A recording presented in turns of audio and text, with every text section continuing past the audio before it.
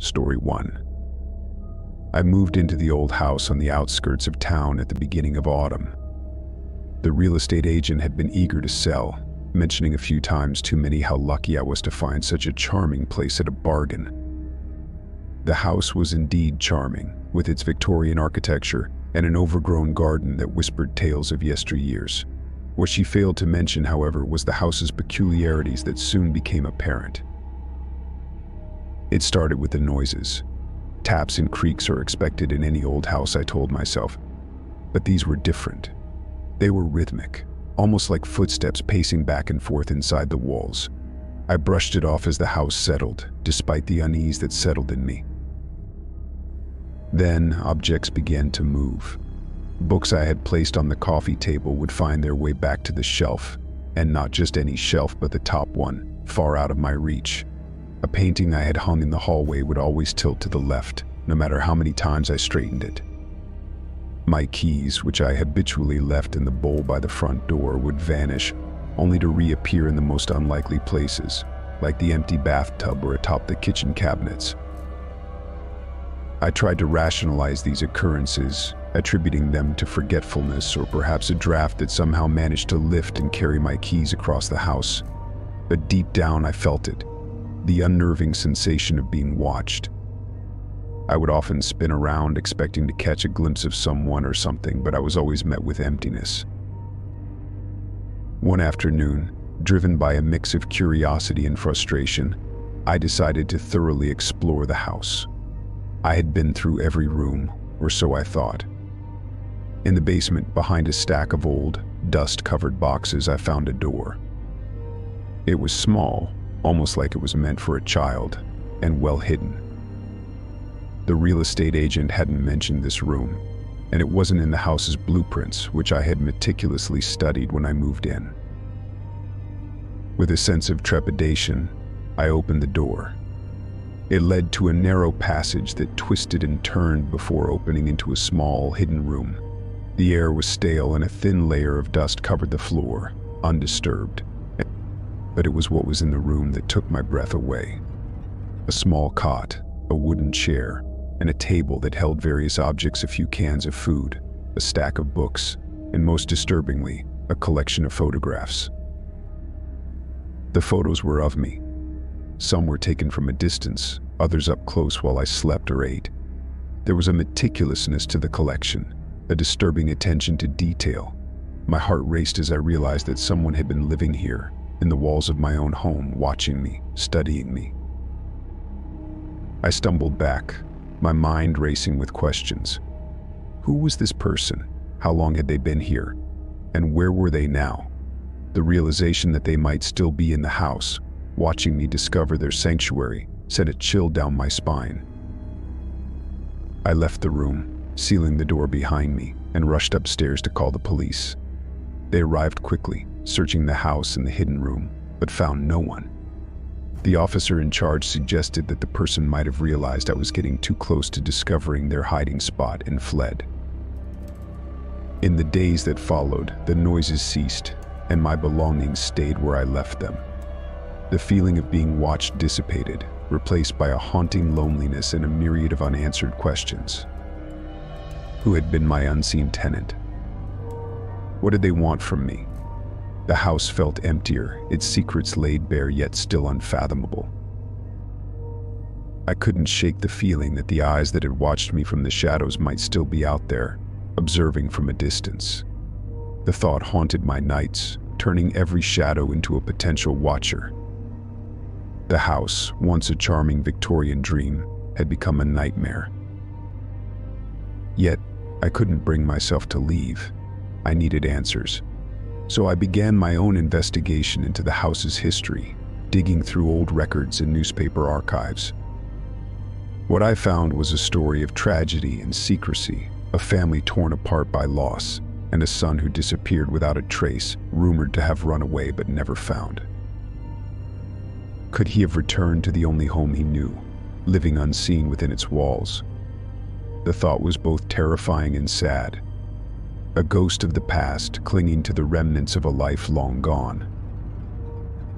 I've decided to stay, for now, to uncover the truth of the unseen tenant, The house, with all its peculiarities and mysteries, has become a part of me, or perhaps I have become a part of its history, another chapter in its long and storied past. As I write this, the sun sets, casting long shadows across the room. And for a moment, just a fleeting moment, I feel the familiar prickle of being watched. But when I turn, there's nothing there, just the silence of an old house and the whisper of stories yet to be told. Continuing from where we left off, the house and I settled into an uneasy truce. The days turned into weeks, and the weeks into months, with no sign of my unseen watcher. Yet, the presence I felt lingered, a silent companion in the vast, echoing rooms of the house. Determined to unearth the truth, I delved deeper into the history of the house and its previous occupants. My search led me to an elderly woman in town, the last living relative of the family that once called my house home. She agreed to speak with me, her eyes reflecting a mix of sorrow and fear as she recounted the tale of her nephew, a troubled soul who vanished without a trace. Her belief was that he had come back, that the house had called him home. Armed with this knowledge, I returned to the hidden room, intent on finding any clue that might have been overlooked. As I sifted through the belongings left behind, I discovered a journal buried beneath the cot's threadbare mattress. Its pages were filled with the ramblings of a mind teetering on the edge of sanity, speaking of voices that whispered through the walls and visions of a family that had long since abandoned him. It was a heart-wrenching read, the words of someone desperately seeking connection in a world that had forgotten him. I couldn't help but feel a profound sadness for the unseen tenant, whose life had been reduced to shadows and secrecy. The journal ended abruptly, with a final entry that spoke of a plan to leave, to seek out a new beginning away from the confines of the house. Whether he found the peace he was searching for remains a mystery. With no further leads to follow, the investigation stalled. The house, once filled with the echoes of its hidden occupant, grew silent. I began to renovate, hoping to breathe new life into the old walls and perhaps to make peace with the spirits that lingered. The hidden room was transformed into a library, a place of light and learning where the darkness of the past could find no foothold. I filled it with books and comfortable chairs, a haven for the troubled souls that might find their way there, seeking solace among the stories of others. As time passed, the feeling of being watched faded, replaced by a sense of calm. I like to think that the unseen tenant found his way out of the darkness, that in sharing his story, I helped to free him from the chains of the past. The house on the outskirts of town, with its Victorian charm and secret rooms, became a home. Not just for me, but for the memories and stories of those who had passed through its doors. It stood as a testament to the unseen and unheard, a reminder that everyone has a story worth telling, even if it's from the shadows. In the end, the true horror wasn't the unseen tenant or the mysterious happenings within the house. It was the realization of how easily a life could be forgotten, lost between the cracks of history and memory.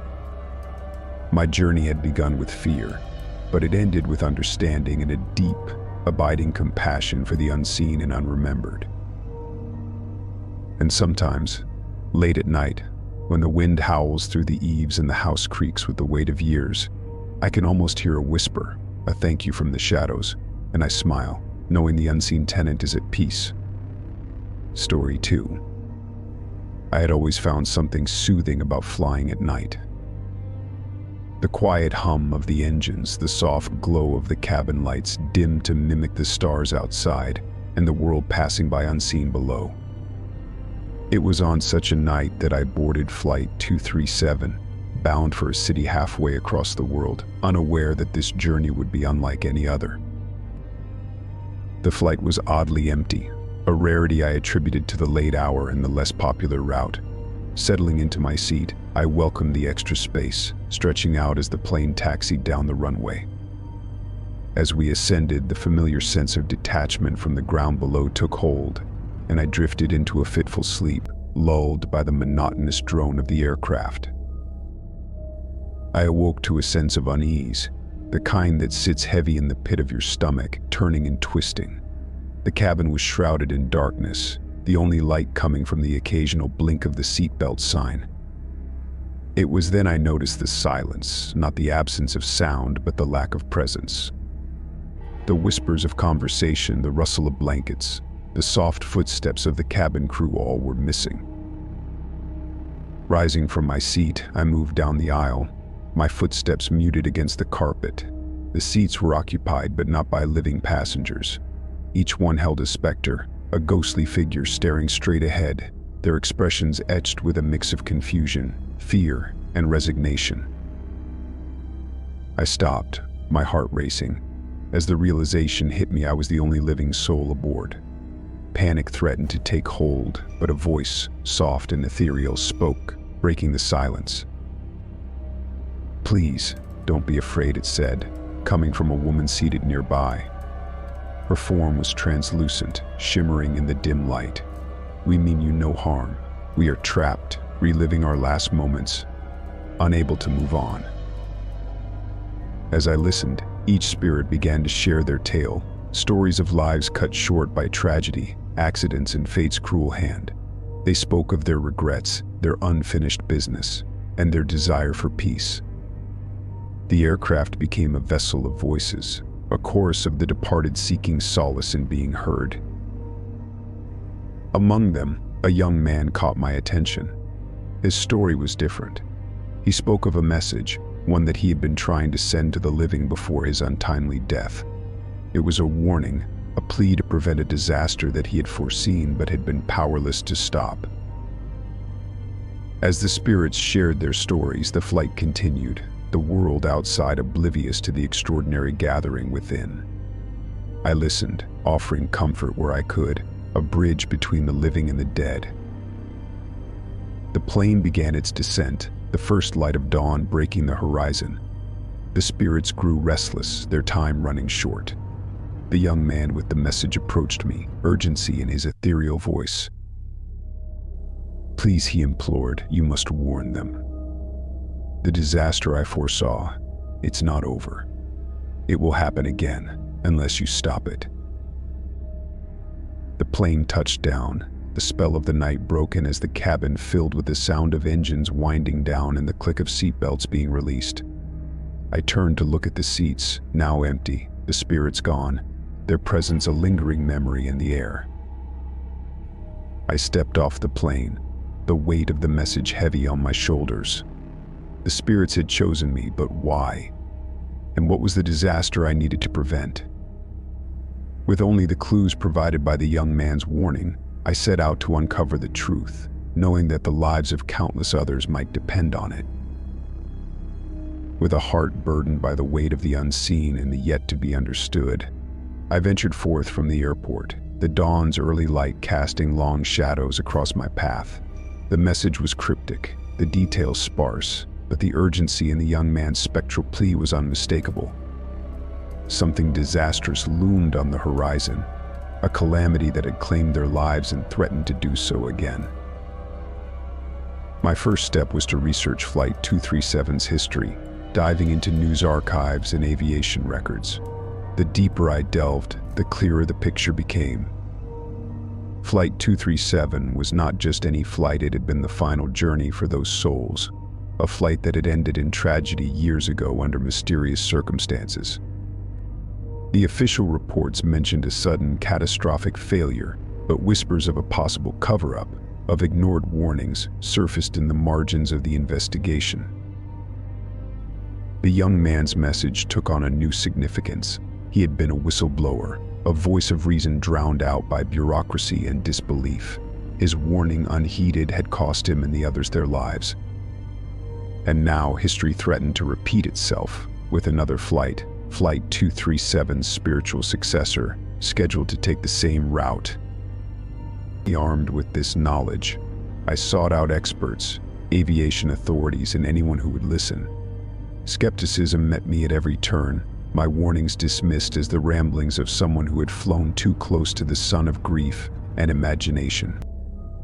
But I wouldn't give up. The lives of those aboard the upcoming flight hung in the balance, and the spirits of the past demanded justice and prevention. As the date of the flight approached, my desperation grew. It was then that an unexpected ally emerged, a journalist who had followed the original Flight 237 story with a suspicion that matched my own. Together, we pieced together the evidence, connecting dots that painted a damning picture of negligence and a flaw that had never been fully addressed. Our efforts culminated in a press conference, mere hours before the scheduled departure of the new Flight 237. Armed with facts and the innumerable voices of those lost, we presented our case to the world. The reaction was immediate and overwhelming. The flight was delayed, then canceled, as authorities scrambled to re-examine the evidence we had laid bare. In the aftermath, an investigation was launched, leading to the grounding of the aircraft model in question until the flaw was rectified. The spirits of Flight 237 had been heard, their message delivered through me, a living conduit to the world they had left behind. As the dust settled, I found myself standing once again in the quiet of the night, looking up at the stars. The weight of the message had lifted, replaced by a sense of peace. The spirits, their last moments relived in the hopes of changing the future, had found their rest. And in doing so, they had changed me, imbuing me with a purpose that went beyond the boundaries of life and death. I realized then that our lives are intertwined with those who have passed, their stories woven into the fabric of our being. And sometimes it takes a journey into the unknown, a flight into the darkness, to understand the true nature of our existence and the power of a message carried on the wings of the departed. Story 3. The village of Eldwin had always been steeped in mystery, nestled in a valley surrounded by ancient woods with tales as old as the stones that lined its narrow paths. Central to its lore was the well, an ancient structure, said to be as old as the village itself, located in the square. It had not seen water for generations, its depths a whispered promise of secrets long forgotten. For as long as anyone could remember, the well had been a benign relic of the past, a place for children to dare each other to look into its shadowed depths, or for elders to reminisce about the days when it still gave water. But as the autumn nights grew longer and the shadows deeper, the well began to whisper. At first, it was dismissed as the wind, a natural occurrence in the old and winding streets of Eldwin. But soon, those whispers took on form names, softly spoken in the dead of night. The villagers would wake to find that whoever's name was called had vanished, leaving no trace behind, as if swallowed by the earth itself. Fear took hold of Eldwin, the whispers from the well becoming a nightly terror. No one knew when their name might be spoken, who or what chose the names or why. The well, once a forgotten relic, was now a specter that haunted every conversation, every silent moment. Then, one night, as a chill wind danced through the village and the moon hung low and full, casting silver light across the cobblestones, my name was whispered. Lying awake in the darkness, the soft call seemed like a death knell, a sentence passed without trial. The sound was clear, unmistakable, and it came from the well. Panic gripped me, a cold hand around my heart. To be named was to disappear, to become a ghost story for the next generation. But as the initial terror subsided, a defiant resolve took its place. I would not vanish into the night, another unsolved mystery of Eldwin. I needed to understand, to confront whatever force had marked me. Armed with nothing but a lantern and a desperate need for answers, I made my way to the square. The village was silent, save for the sound of my own footsteps echoing against the stone. The well stood before me, darker than the night that enveloped us both, an abyss waiting to consume its next victim. Drawing a deep breath, I approached, my light casting long shadows into its depths. I expected fear, terror, but what I found instead was a pull, a calling that resonated deep within my bones. The well was not just a well, it was a gateway, a keeper of secrets that stretched back into the mists of time. As I stood there, peering into the darkness, the whispers grew louder, more insistent. They spoke of ancient pacts and forgotten histories, of a time when Eldwyn was not just a village but a crossroads for worlds seen and unseen. And they spoke of a choice, a chance to break the cycle that had claimed so many. The air around me grew colder, the night pressing in, as if waiting for my decision. To step away would mean safety, a return to the uncertainty of being one among many, waiting for the night my name would be called again. To step forward, into the embrace of the unknown, held the promise of answers and perhaps a way to save those who had been lost. With the weight of the village's fate teetering on the edge of my decision, I chose to step forward. The whispers turned into a symphony of voices, a cacophony that seemed to echo from the very depths of the earth. My heart raced as I peered into the abyss, the darkness of the well seemingly alive, pulsating with unseen energy. As my hand touched the ancient stone, a surge of visions flashed before my eyes, images of Eldwyn through the ages, of ceremonies and sacrifices made in the name of forgotten gods, of a pact made to protect the village at a terrible cost. The well, I realized, was not merely a source of water but a sacred site, a binding contract between the villagers and the unseen forces that lay just beyond the veil of our world. The disappearances, the names whispered in the night, they were not random but a tithe, a demand for payment on a debt centuries overdue. The well had grown hungry, its patience thinning with each passing generation's ignorance of the old ways. Armed with this knowledge, I understood what needed to be done. The pact needed to be renewed, but not at the cost of more lives. I spoke, my voice steady, offering myself as the bridge between the villagers and the ancient beings to whom they had once pledged themselves. I proposed a new deal, one that would protect Eldwyn without the need for sacrifice. The air stilled, the whispers ceasing as if the forces beyond were considering my offer. Then, as suddenly as it had begun, a feeling of peace settled over the square. The well's dark presence receded, replaced by a sense of benign watchfulness. I knew then that the offer had been accepted, the cycle broken. In the days that followed, the village slowly returned to life. The shadow of the well's threat lifted. The disappearances stopped, and although no one spoke of it openly, there was a palpable sense of relief, a collective exhale as Eldwyn stepped back from the brink of an unseen abyss. I, however, had changed. The well had accepted my offer, binding me to it and the village in a way I could never have imagined. I became the guardian of the pact, the mediator between the worlds. It was a role I accepted with humility, aware of the responsibility that rested on my shoulders. As years passed, I taught the villagers of the old ways, of the importance of remembering and honoring the past. The well, once a source of fear, became a sacred place once more, a reminder of the delicate balance between our world and the ones that whispered just beyond our understanding. The story of Whispers from the Well concludes with Eldwyn thriving, a village steeped in mystery but grounded in a new understanding of its place in the world. The well no longer whispers names in the night but is respected as a symbol of the pact that protects the village, a bridge between the seen and unseen. Story 4. The day I brought the antique mirror home from the local thrift shop marked the beginning of an eerie chapter in my life, one that would challenge my understanding of reality.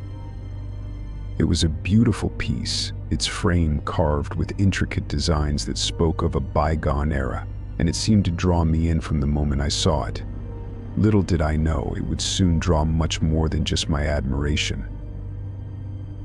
For the first few days, it hung on my bedroom wall as a silent observer, its presence adding a touch of elegance to the room.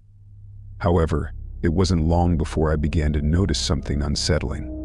My reflection seemed off. At first, it was subtle, a flicker of movement that didn't match my own. a delay in mirroring my actions as if the image was struggling to keep up. I brushed it off as a trick of the light or a figment of my imagination, but the anomalies grew more pronounced, more difficult to ignore. My reflection began mimicking my movements with a noticeable delay, moving independently of my actions, its expressions a mimicry of my own yet tinged with something I couldn't quite place.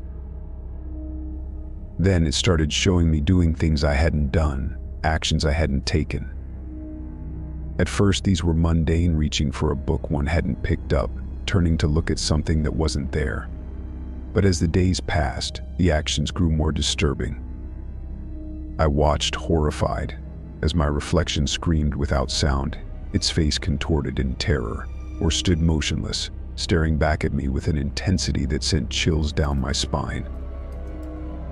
Fear took hold, a pervasive dread that filled my waking hours and haunted my dreams. The mirror had become a portal to a world that mirrored my own yet was twisted by some malevolent force. I researched the mirror's origins, hoping to find an explanation or a way to break its hold over me. The trail led me to the estate of a family long since fallen from grace, whose history was marked by tragedy and rumors of a curse. The more I learned, the more I realized that the mirror was not just reflecting a different reality, it was showing me possibilities, futures that could come to pass if I continued down the path I was on. It was a warning, a guide of sorts, but one that came with a price. I knew then that I had to make a choice. I could rid myself of the mirror, and with it, the haunting visions of what might be, or I could face what it was trying to show me, delve into the mysteries it held, and confront the darkness at its heart. Choosing the latter was a decision born out of desperation and a need to understand. I began to watch the mirror closely, trying to decipher the meaning behind the actions it showed me, looking for clues in the nightmare visions it projected. As my resolve solidified, the mirror's reflections grew increasingly vivid and urgent, as though responding to my determination. It no longer just mimicked or warned, it began to communicate, revealing glimpses of events yet to unfold, both horrifying and enlightening.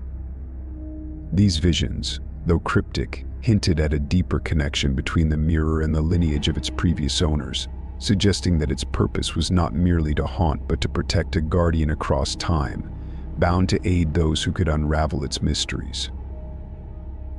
Embracing this newfound understanding, I embarked on a journey that led me through the annals of history, tracing the mirror's origins back to a time when superstition and the supernatural were intertwined with the fabric of daily life. I discovered that the mirror had been crafted by a cabal of seers as a tool, not just for divination but as a safeguard against a specific malevolence that threatened their lineage. With each revelation, the mirror's behavior intensified, its visions becoming clearer, more focused.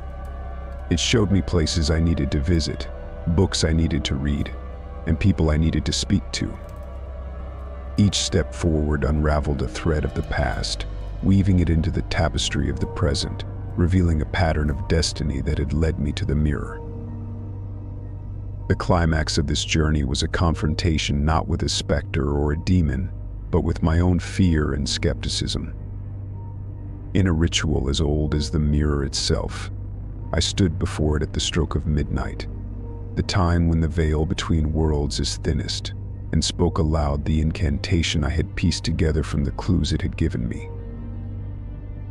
As the final word left my lips, the mirror's surface rippled like the surface of a disturbed pond, and then cleared. The reflection that stared back was my own, but changed. No longer did it move with a delay or show me scenes of horror. Instead, it revealed a path forward, a road leading out of darkness into light. The curse, if it was, had been broken, or perhaps fulfilled. The mirror, now silent, was just a mirror once more. But the journey it had prompted had changed me, had shown me that the line between the natural and the supernatural is not as defined as we believe, and that sometimes the greatest mysteries lie not in the shadows, but within ourselves. The mirror hangs in my room still, a reminder of the adventure it took me on and the lessons it taught me. No longer do I fear its reflections, for I know now that it was never the mirror itself that held power, but the belief and actions of those who stood before it. Story 5. It was a dare, a foolish one, that led us to the decrepit gates of the Ashcliffe Asylum. The air was thick with the scent of mold and decay, a tangible reminder of the stories that lingered about this place. They said it was haunted, cursed by the souls of patients long forgotten, but we, fueled by youth and the thrill of the unknown, paid no heed to such tales. The asylum loomed before us, its broken windows like empty eye sockets watching, waiting. The front door, surprisingly, gave way with a gentle push, a silent invitation into its shadowed halls. We ventured in, our flashlights cutting through the darkness, revealing peeling paint and graffiti-covered walls. It felt as if the very air was saturated with despair, the echoes of pain and madness clinging to every surface. We found the patient records room, an eerie archive of lost minds. Dust-covered files littered the floor, their contents a testament to the horrors that transpired within these walls. Names and faces blurred together, but one file caught my attention: patient 237, Elizabeth Morrow. The photo showed a young woman, her eyes hauntingly empty. According to the file, she vanished from her room, her body never found. Drawn by a compulsion I couldn't explain, I led my friends deeper into the asylum. The air grew colder, the oppressive silence broken only by our footsteps and the occasional drip of water. It was in the bowels of the asylum, in a long-forgotten ward, that we found them. Patients, or what remained of them, trapped not by physical restraints but by time itself. They roamed the halls, their forms flickering like old film, caught between worlds. Their eyes met ours, and in their gaze I saw eternity, endless suffering, endless madness. One approached, her form stabilizing as she drew closer. It was Elizabeth, her eyes now filled with a terrifying awareness. "You shouldn't have come here," she whispered, her voice a chilling caress. "This place, it consumes. It took us and now it wants you." Panic set in, a primal urge to flee. But the corridors twisted and turned, leading us in circles. The boundary between the living and the dead blurred as more patients emerged, their whispers filling our ears, sharing tales of their endless torment. We were lost, hope fading, when I remembered the file. Elizabeth's file. On a whim, guided by desperation, I held it out to her. Her eyes widened, and for a moment, the madness receded. "The window in my room," she said. "It's the way out. That is the way out." Racing back to the records room, we found the map of the asylum. Elizabeth's room was in a secluded wing, one we hadn't explored. With no time to lose, we followed her directions, finding the room with surprising ease. The window was there, just as she said, but it was no ordinary escape. Beyond it lay not the asylum grounds, but another place, another time. We climbed through, one by one, emerging into the light of day, the asylum a distant memory. As we looked back, the building shimmered and faded, as if releasing us from its grip.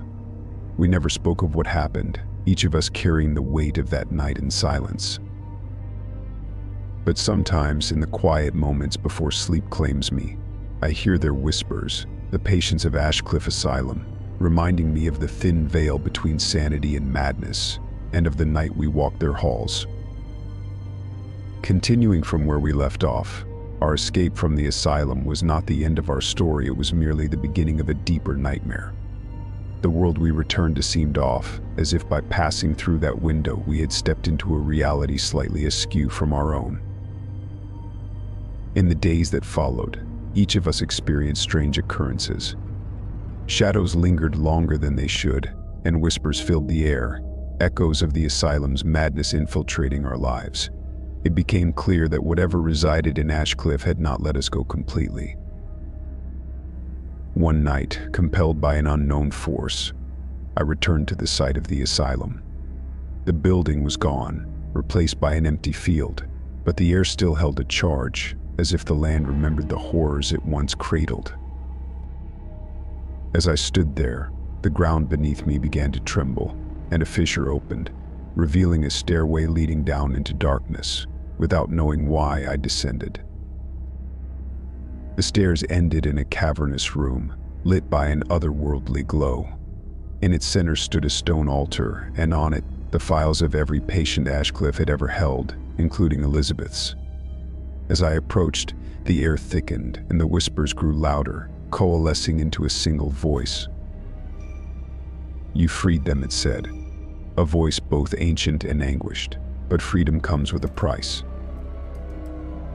The room began to spin, and I found myself reliving the asylum's darkest moments through the eyes of its patients. I felt their despair, their longing for release, and understood that Ashcliffe was not just a place, but a prison for souls too tormented to find peace.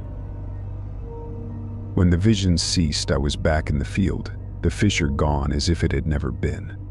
But the weight of what I had experienced remained, a burden I now carried. I realized then that our intrusion into the asylum had broken a seal, releasing not just the spirits of its patients, but something older, something that had been contained within its walls. In the weeks that followed, my friends and I worked to find a way to right what we had wronged. We delved into occult texts and sought the advice of mediums, learning of rituals that could bind the entity once more.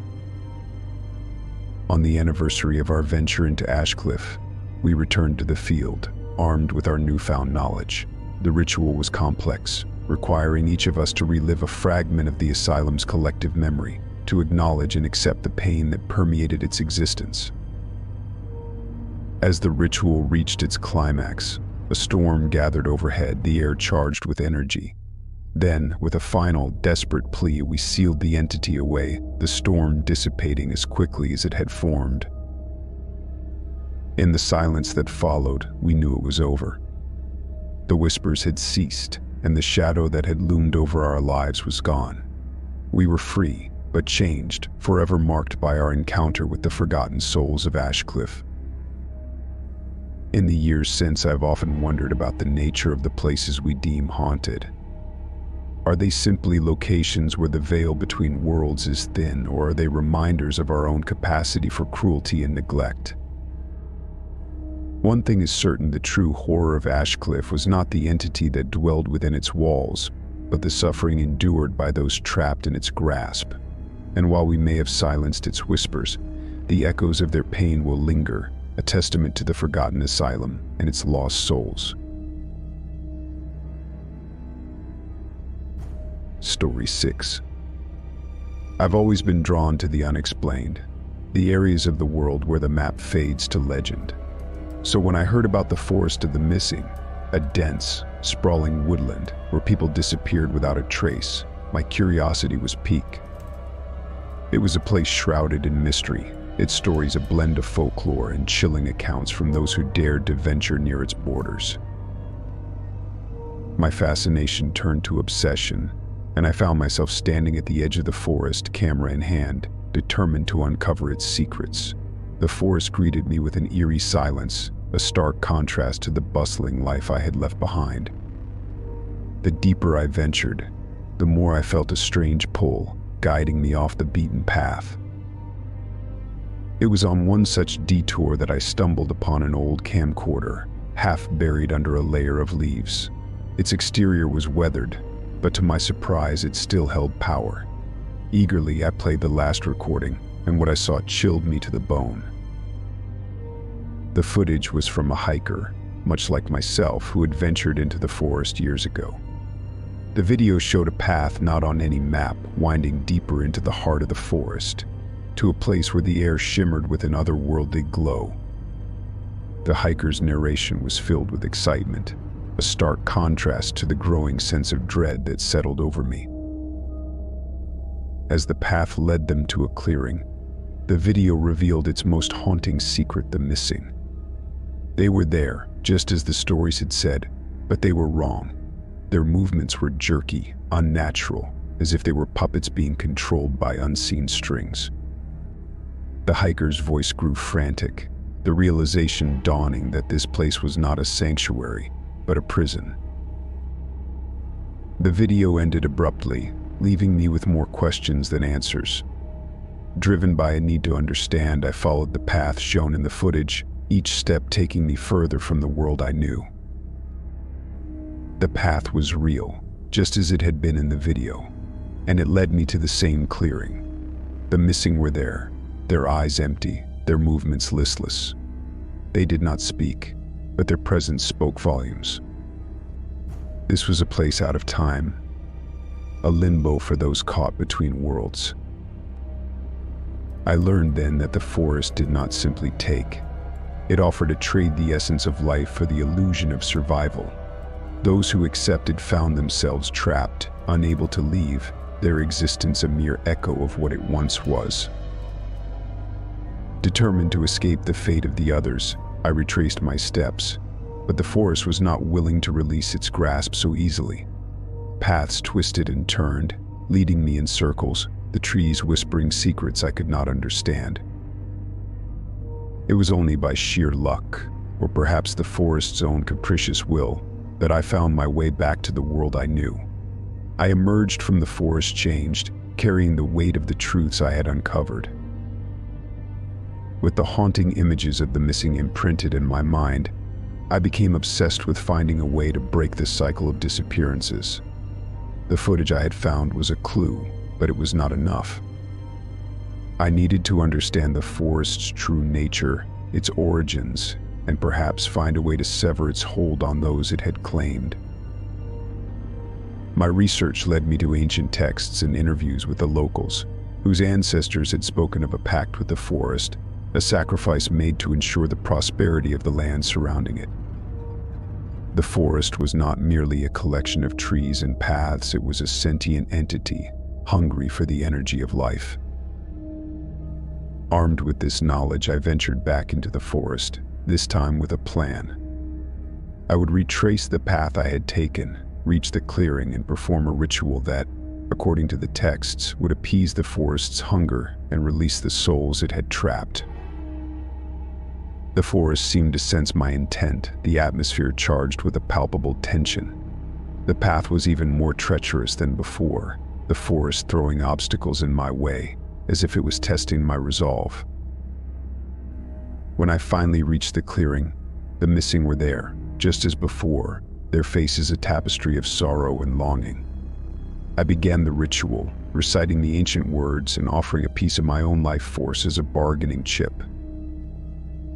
The air around me shimmered, the ground trembling beneath my feet as the forest absorbed the energy. A silence fell, heavy and expectant, and then a sigh, as if the forest itself was breathing a sigh of relief. One by one, the missing began to fade, their forms dissolving into the air, released from their imprisonment. The forest's grip loosened, and for the first time I saw a glimmer of what lay beyond its boundaries, a hint of another world, or perhaps a return to ours. As the last of the missing vanished, I felt a shift, a lightness in the air. The path back was clear, and as I walked it, I knew the forest was watching, its curiosity satisfied, its hunger abated for now. I emerged from the forest not as a conqueror but as a messenger, bearing the tales of those who had been lost and the knowledge that sometimes the places we fear hold the keys to our salvation. The footage I found served as a testament to my journey, a warning to those who would dare to venture into the unknown. But it also stood as a beacon of hope, a reminder that even in the darkest of places there is light to be found if one is willing to seek it. The forest of the missing remains, a mysterious guardian of secrets and souls, but its story is no longer one of unending despair. It's a story of sacrifice, of understanding, and ultimately of release. Story 7. As I pieced together the grim tapestry of the doll-maker's legacy, a plan began to form. I needed to free the spirits trapped within the dolls, to give them the peace they had been denied. Each doll was a meticulously crafted prison, holding the essence of a person who had vanished without a trace. I turned to the town's archives for any clue, any ritual or tradition that might break the enchantment.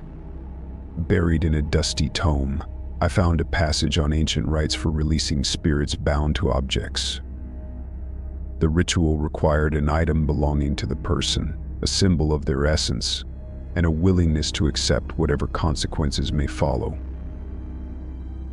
Night after night, I performed the rituals, using belongings I found within the mansion that matched the historical records of the missing.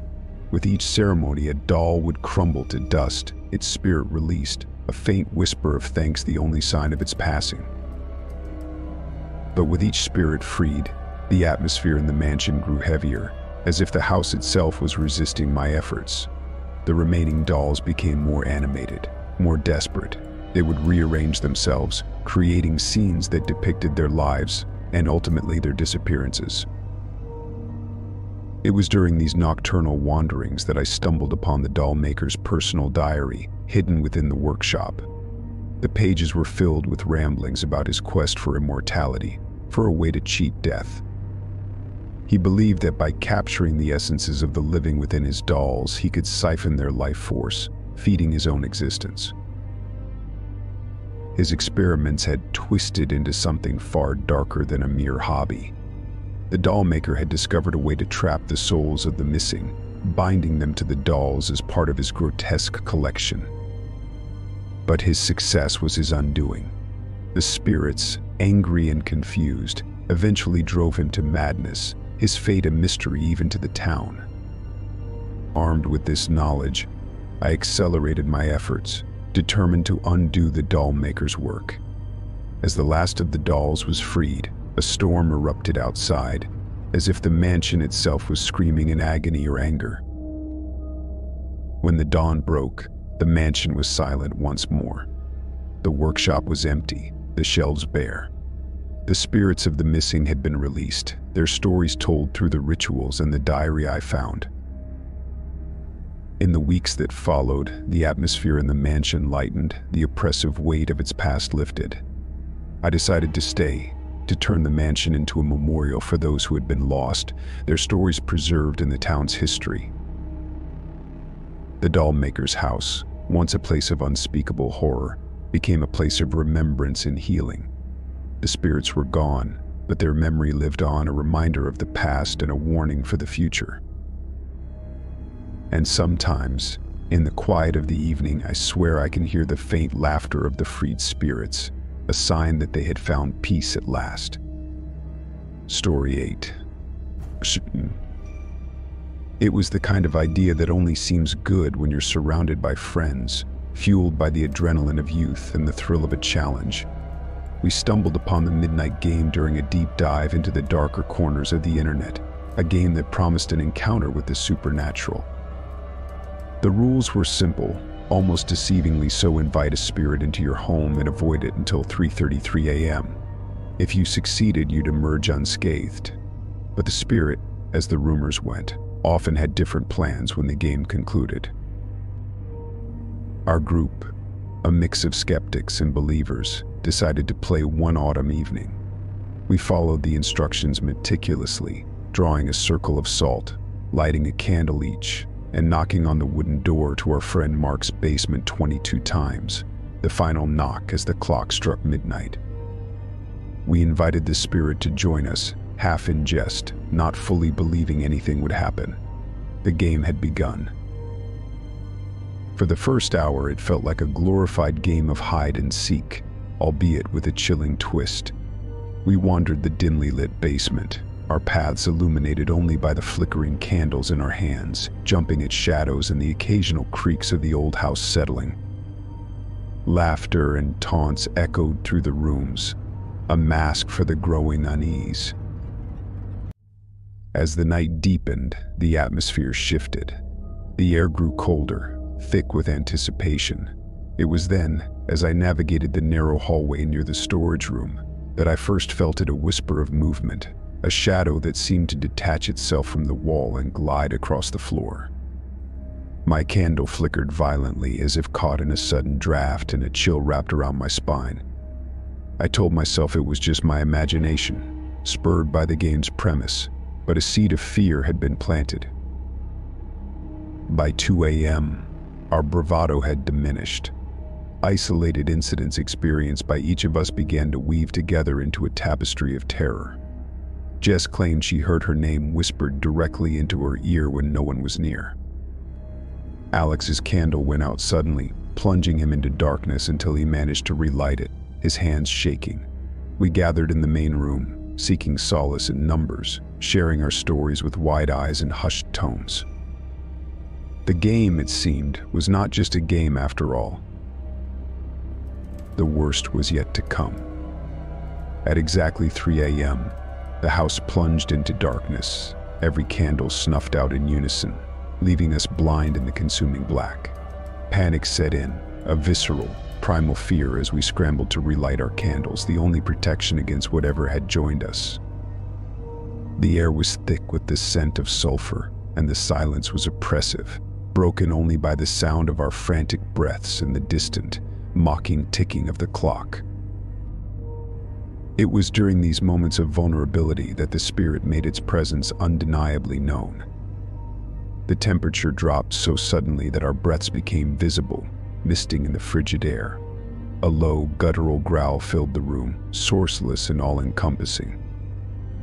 We clung to each other, eyes wide, as the growl morphed into a cacophony of whispers, languages old and new entwining into a message we couldn't understand but felt in our very bones.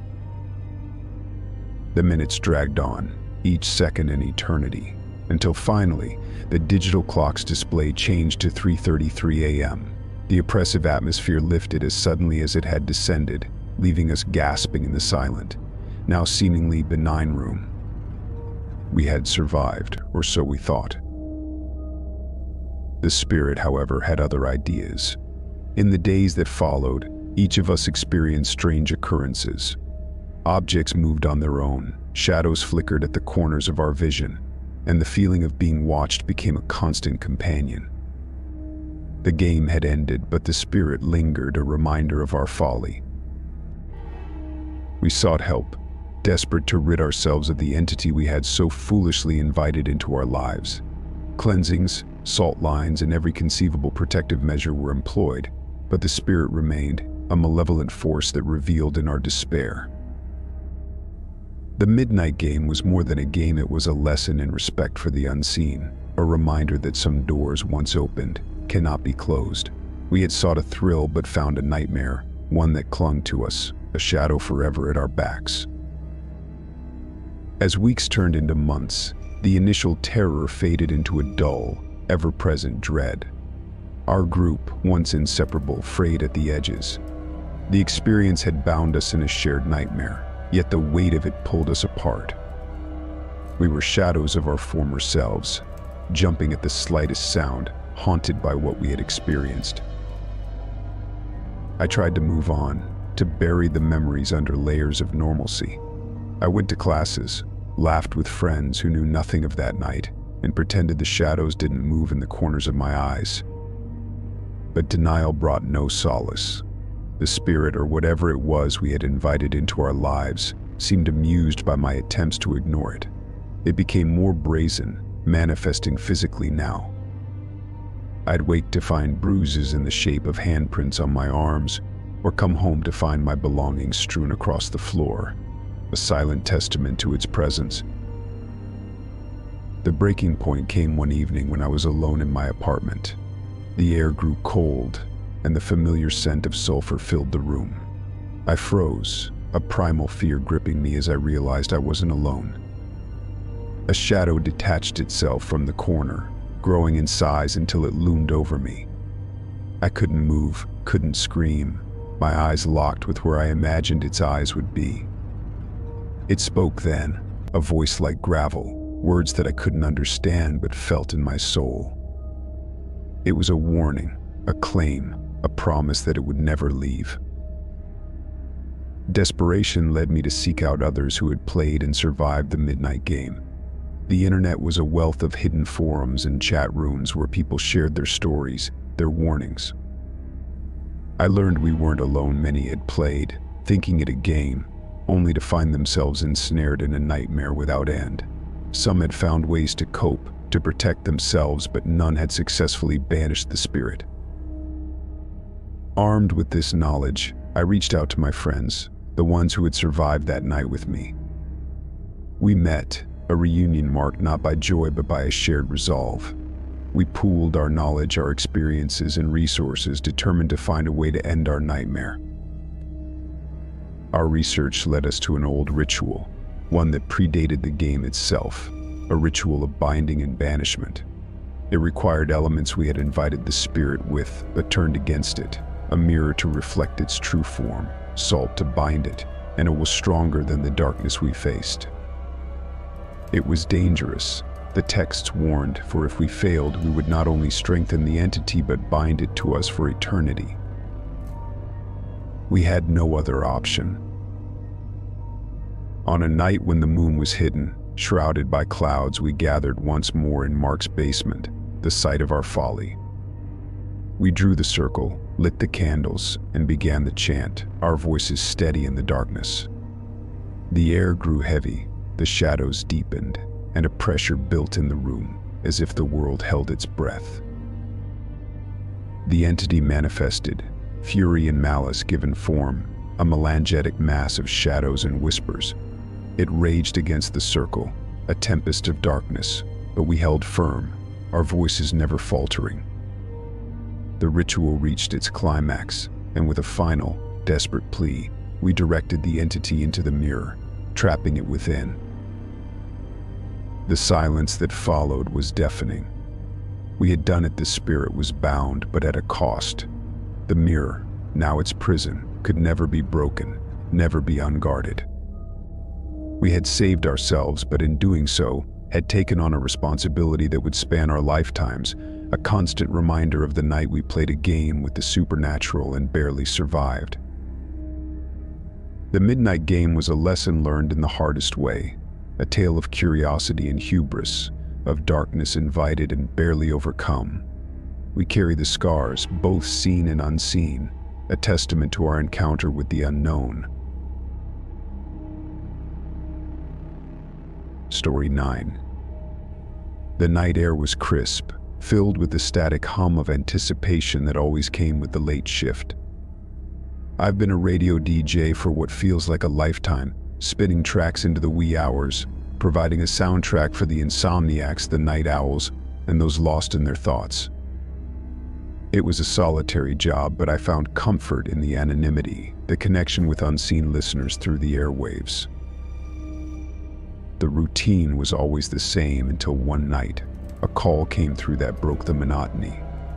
The voice on the other end was smooth, almost hypnotic, requesting a song with a dedication that felt oddly specific.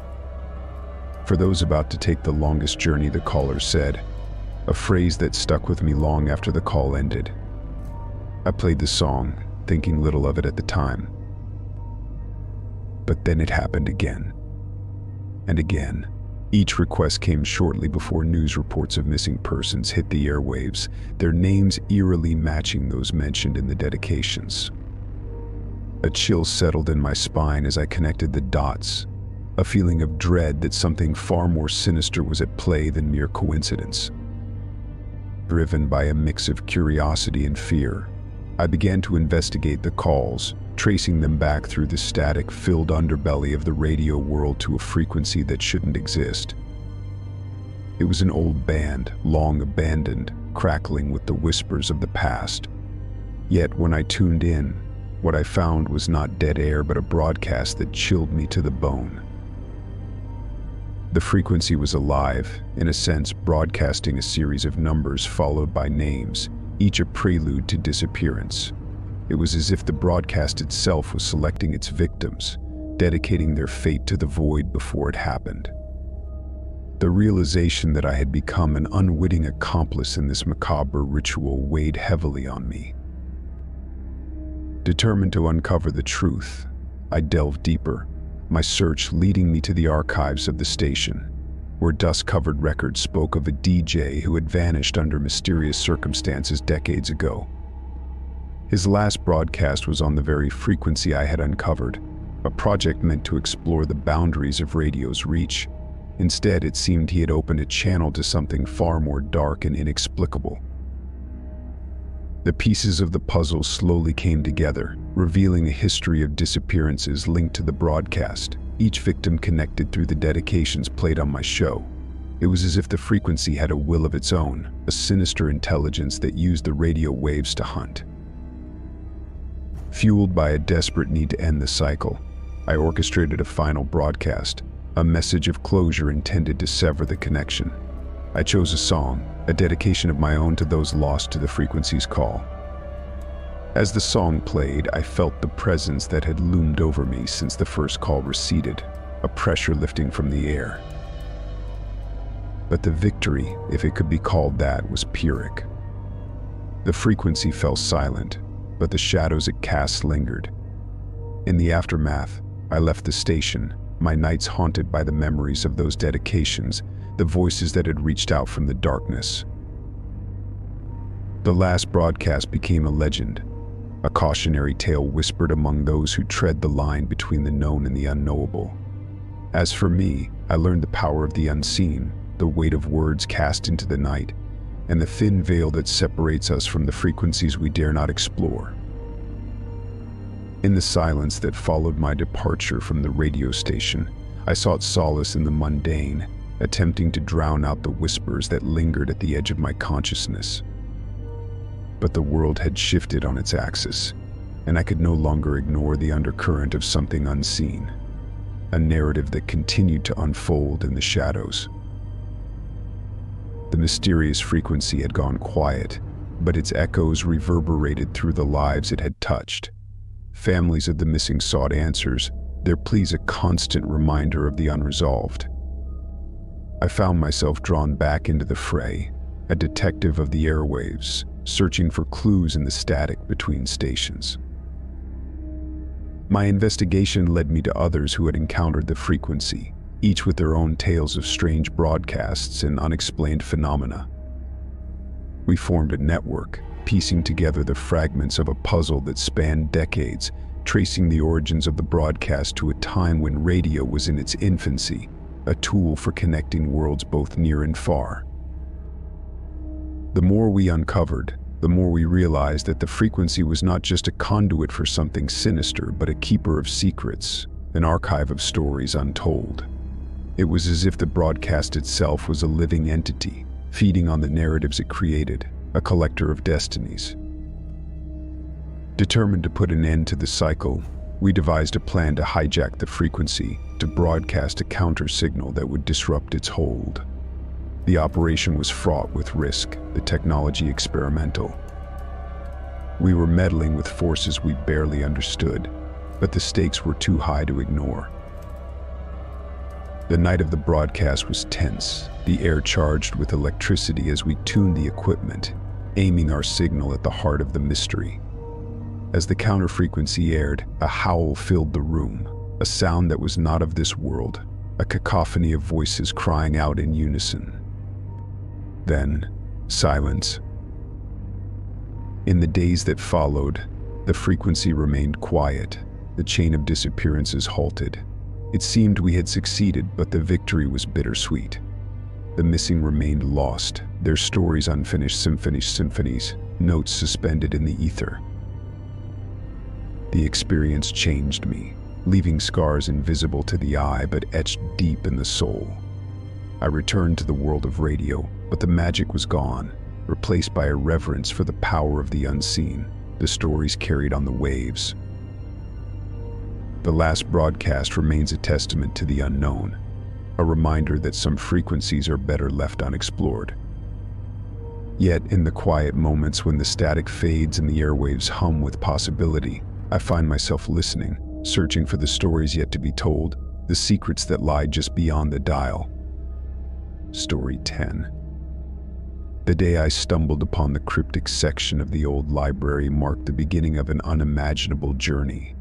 Tucked away in a neglected corner, where the dust of ages clung to air thick with the scent of decaying paper, a peculiar tome caught my eye. Its cover was plain, devoid of any title, yet it seemed to pulsate with a life of its own, beckoning me closer. Curiosity, that most human of traits, led me to open it. The pages, blank at first glance, began to fill with words as if an invisible hand were penning them in real time. These were not tales of past deeds or fantasies woven from the ether, but detailed accounts of future horrors, each more disturbing than the last. It was a book that wrote itself, predicting calamities with unnerving accuracy. Driven by a sense of duty, I attempted to warn others, to prevent the tragedies laid out on those ever-changing pages. My warnings, however, fell on deaf ears, dismissed as the ravings of someone who had spent too much time among the musty tomes. It was during these fruitless attempts to alter the course of the future that I encountered the librarian, a figure I had previously overlooked, assuming him to be as benign as the shelves he tended. Yet, as I delved deeper into the mystery of the self-writing book, I began to notice the peculiar interest he took in my endeavors. The more I observed, the clearer it became that the librarian was far from a mere custodian of knowledge. There was a darkness to him, a shadow that lurked behind polite smiles and courteous nods.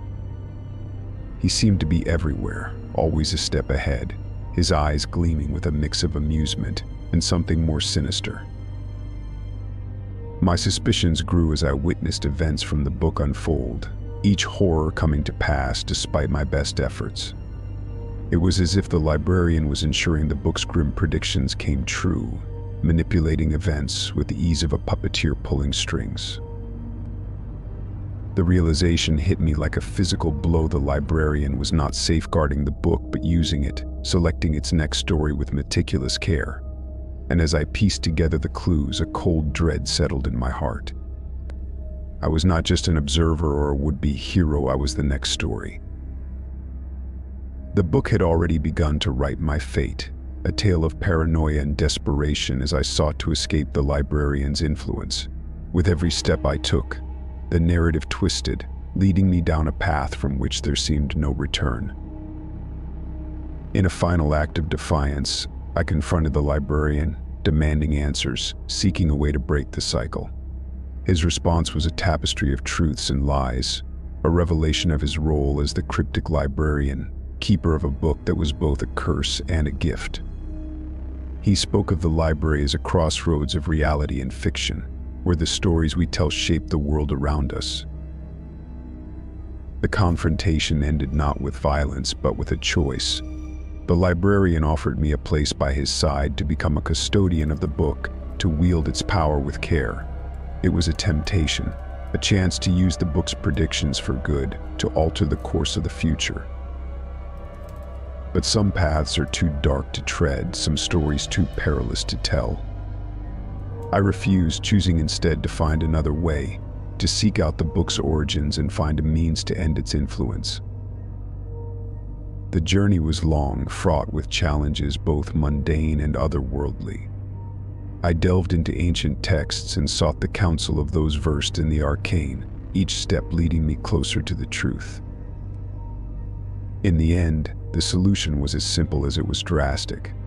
The book's power was bound to the library, to the cryptic librarian who had become its master. To break the cycle, to free myself from the narrative that had ensnared me, the library had to be destroyed. The act was not without consequence. Knowledge was lost, history erased in the flames.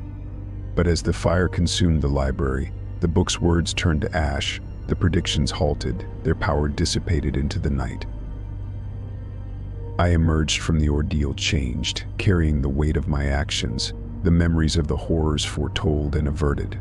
The cryptic librarian was no more, his schemes undone, but the shadows of the past lingered, a reminder of the cost of knowledge, the price of curiosity.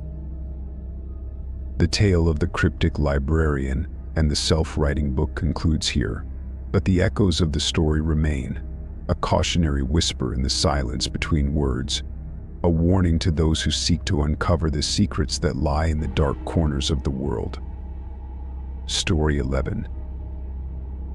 Millfield, a name as mundane as the town appeared at first glance, with its quaint streets and the slow, rhythmic pace of life that seemed to echo a bygone era. Yet, beneath this veneer of normalcy, something ancient and malevolent stirred, casting long shadows where none should fall. It began subtly, the oddity of shadows moving contrary to the path of light, elongating and contorting in ways that defied explanation. At first, these occurrences were dismissed as tricks of the eye, mere figments of imagination spurred by the whisperings of superstitious old-timers. But as days bled into nights, the shadows grew bolder, their movements synchronized with an unseen, sinister rhythm. The first disappearance was that of old Mrs. Patterson, a widow who lived at the edge of town. Her absence went unnoticed until the whispers of her dark, whispering silhouette seen wandering the outskirts of Millfield reached a fevered pitch. Then came more. One by one, residents vanished, leaving behind nothing but shadows that seemed to whisper in a language forgotten by time. Drawn into the heart of this mystery, I scoured the town's archives, delving into the depths of Millfield's history in search of answers.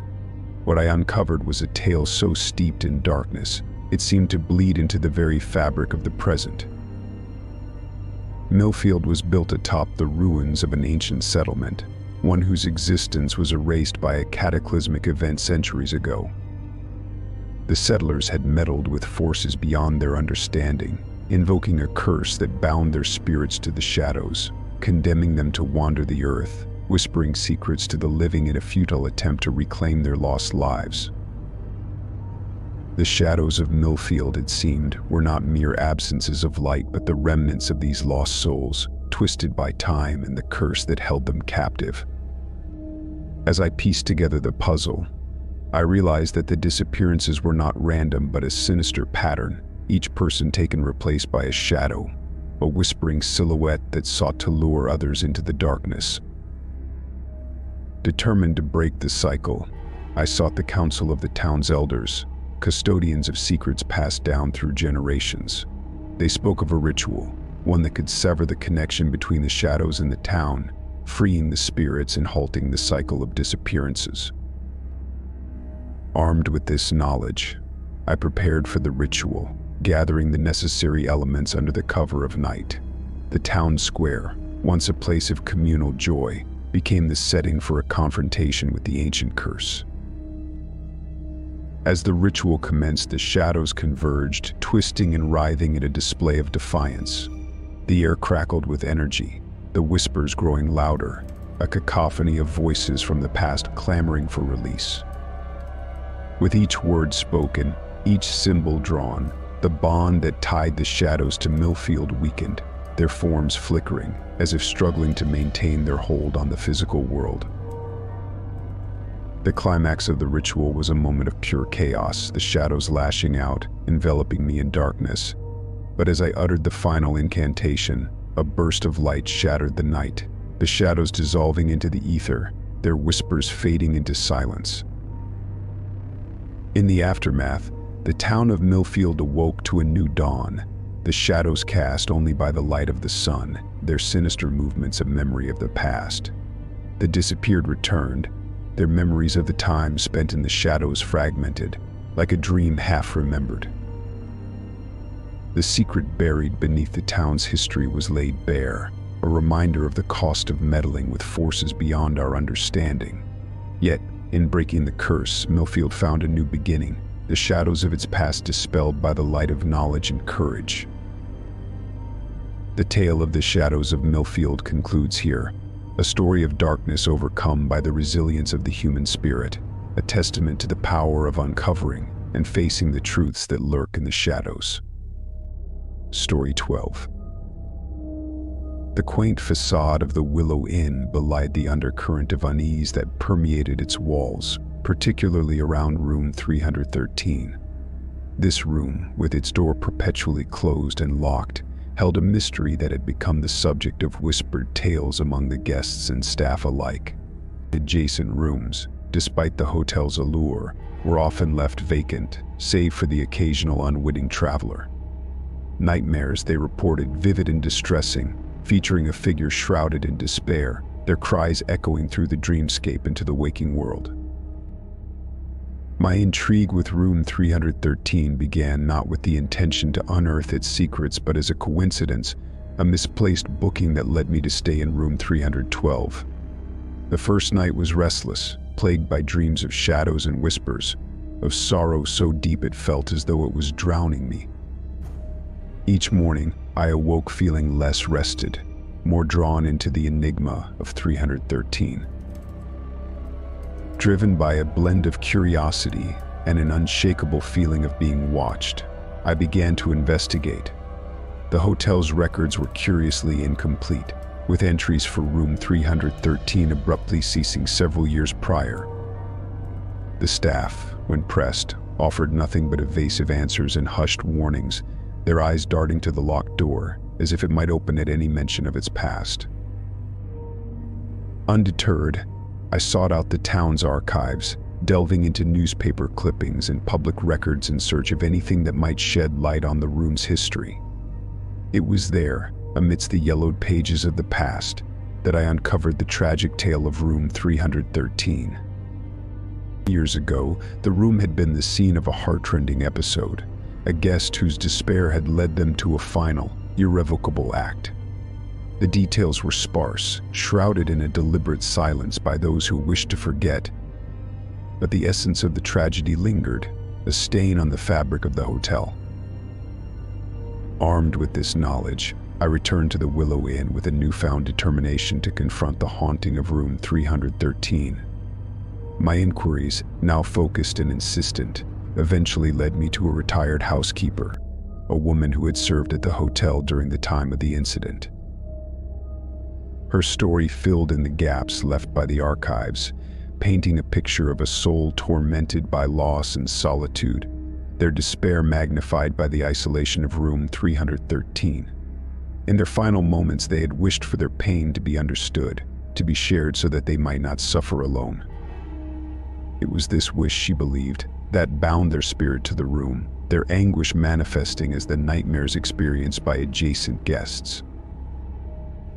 The realization that I had inadvertently uncovered the truth behind the room's past came with a heavy price. That night, the dreams intensified, the figure in despair no longer just a specter in my nightmares, but a presence that seemed to permeate the room, its sorrow a tangible force that threatened to engulf me. In my desperation, I sought to break the cycle of terror, to free both the spirit and myself from the grip of room 313.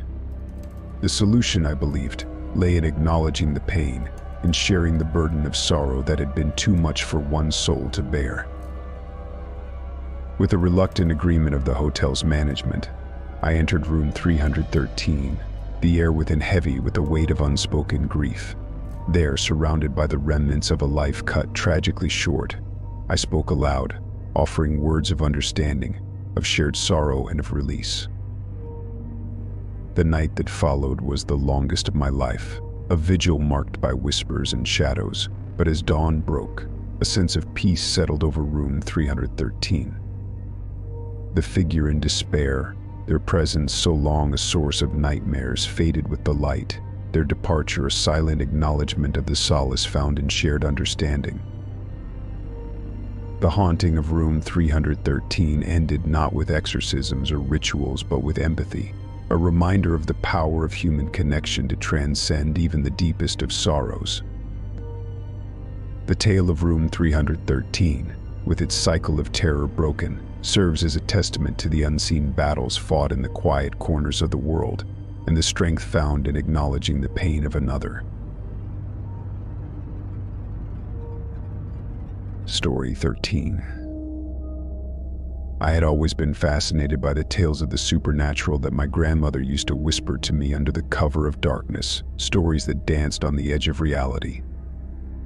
One story, in particular, refused to leave the confines of my mind, the legend of a vanishing village that appeared only during the rarest lunar eclipse, accessible through a hidden path deep within the woods near our town.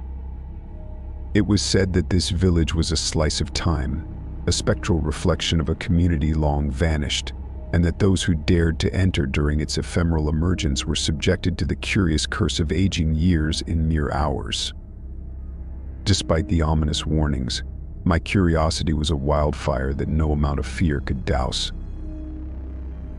Decades later, armed with the skepticism of adulthood yet still captivated by the tales of my youth, I found myself drawn to the legend once again.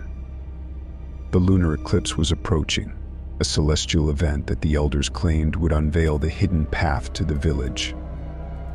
It was a chance to witness the extraordinary, to prove the existence of the unexplainable. I assembled a team of like-minded explorers, individuals whose appetite for the unknown matched my own, and together we set out as twilight embraced the sky.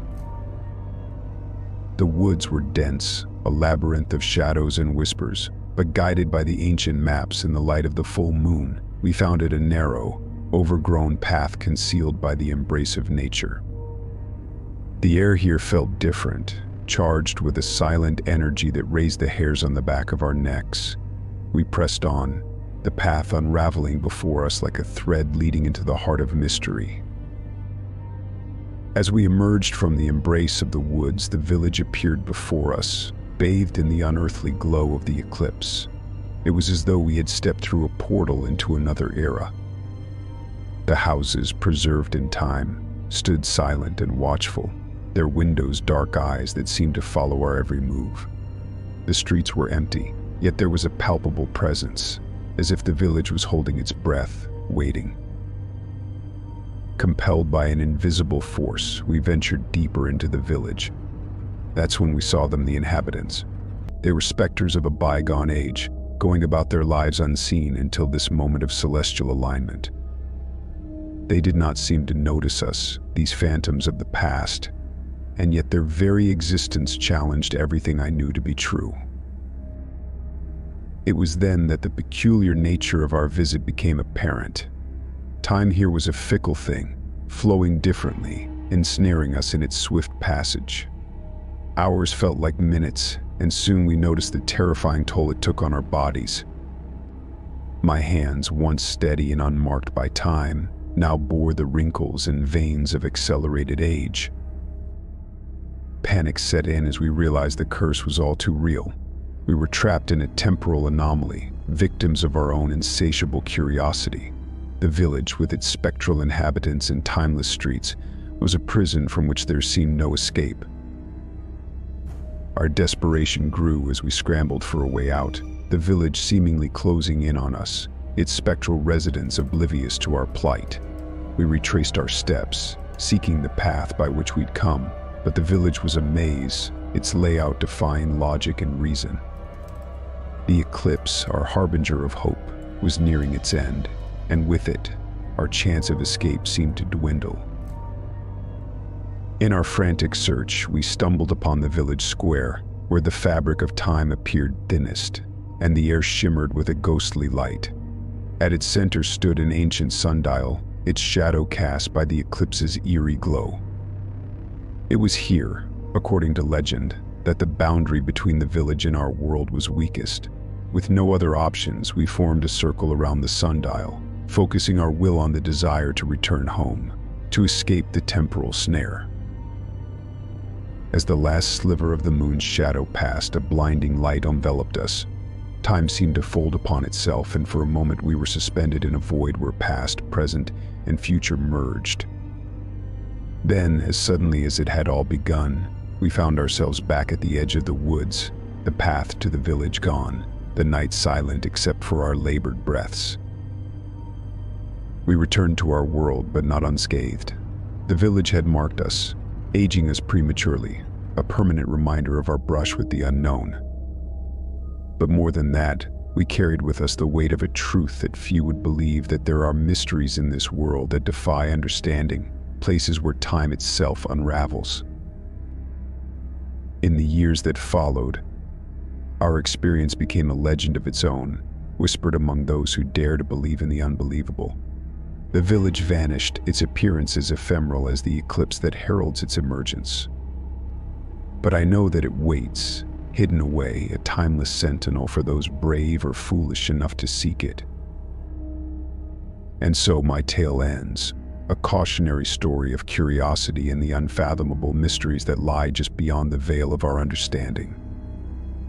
Remember, some truths are better left undiscovered, for in the pursuit of the unknown, one may find themselves lost in time, forever a part of the vanishing village.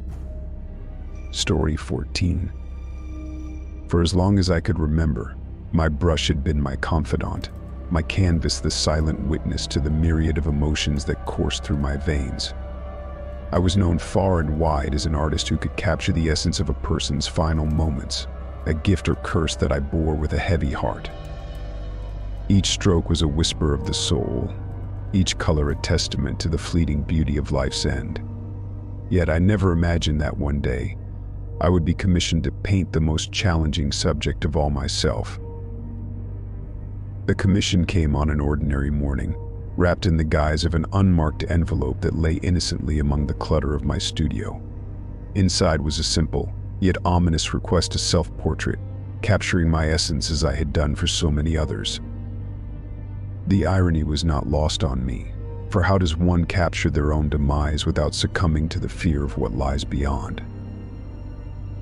With a sense of foreboding, I began my work, setting my canvas against the backdrop of the early morning light. My reflection stared back at me from the mirror, a silent challenger in this macabre dance. As my brush touched the canvas, I felt an unfamiliar pull, a guiding force that moved my hand with an intention not entirely my own. The portrait that began to take shape was me, yet it held a somber quality, a shadow of something more profound and unsettling. Days turned into weeks, and with each session the portrait evolved, revealing not just the artist I was, but the man behind the brush.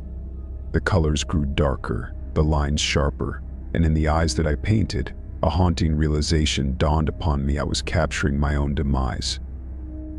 The portrait, once a blank canvas of possibilities, began to unveil the how and when of my end with terrifying clarity. The realization paralyzed me.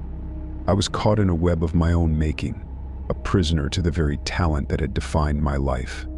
The knowledge of my impending fate was a weight too heavy to bear, and yet I was compelled to continue, to see this final masterpiece through to its bitter end. As the portrait neared completion, the world around me seemed to fade, leaving only the echo of my brushstrokes against the canvas. The figure that emerged was a reflection of my soul, a chronicle of my life and the imminent end that awaited. The final touch was a date, etched into the corner of the canvas, a countdown to my last breath. But nothing prepared me for the commission that arrived on a crisp autumn morning, wrapped in the mystery of an unsigned note that requested a portrait unlike any other, a self-portrait, capturing my own final moments. At first I laughed at the absurdity of it.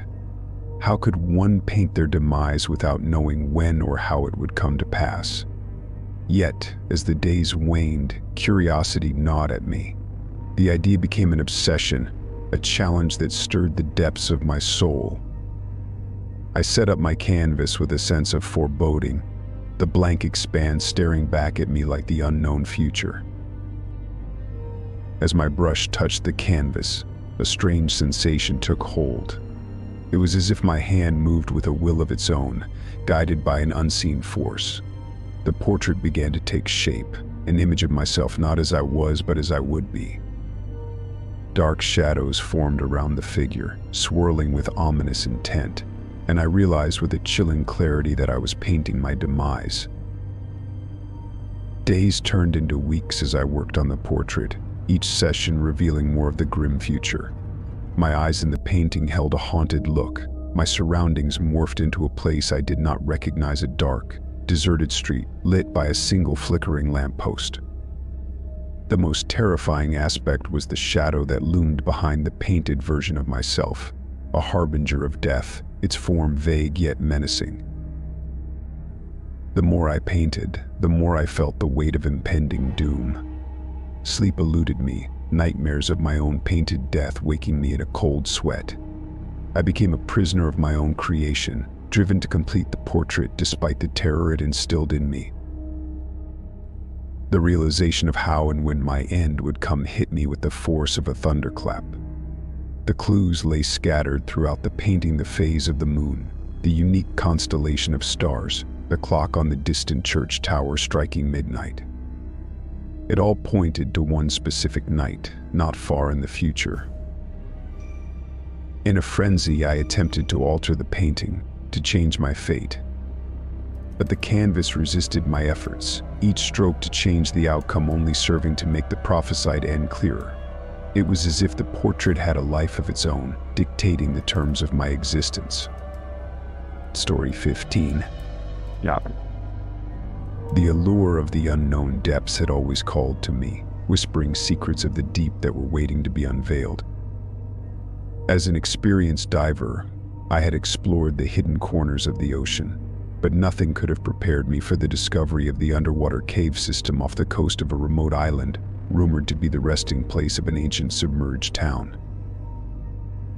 Equipped with my gear and driven by a mix of excitement and trepidation, I descended into the azure abyss. The entrance to the cave system was an imposing sight, a maw of darkness that promised both wonder and peril.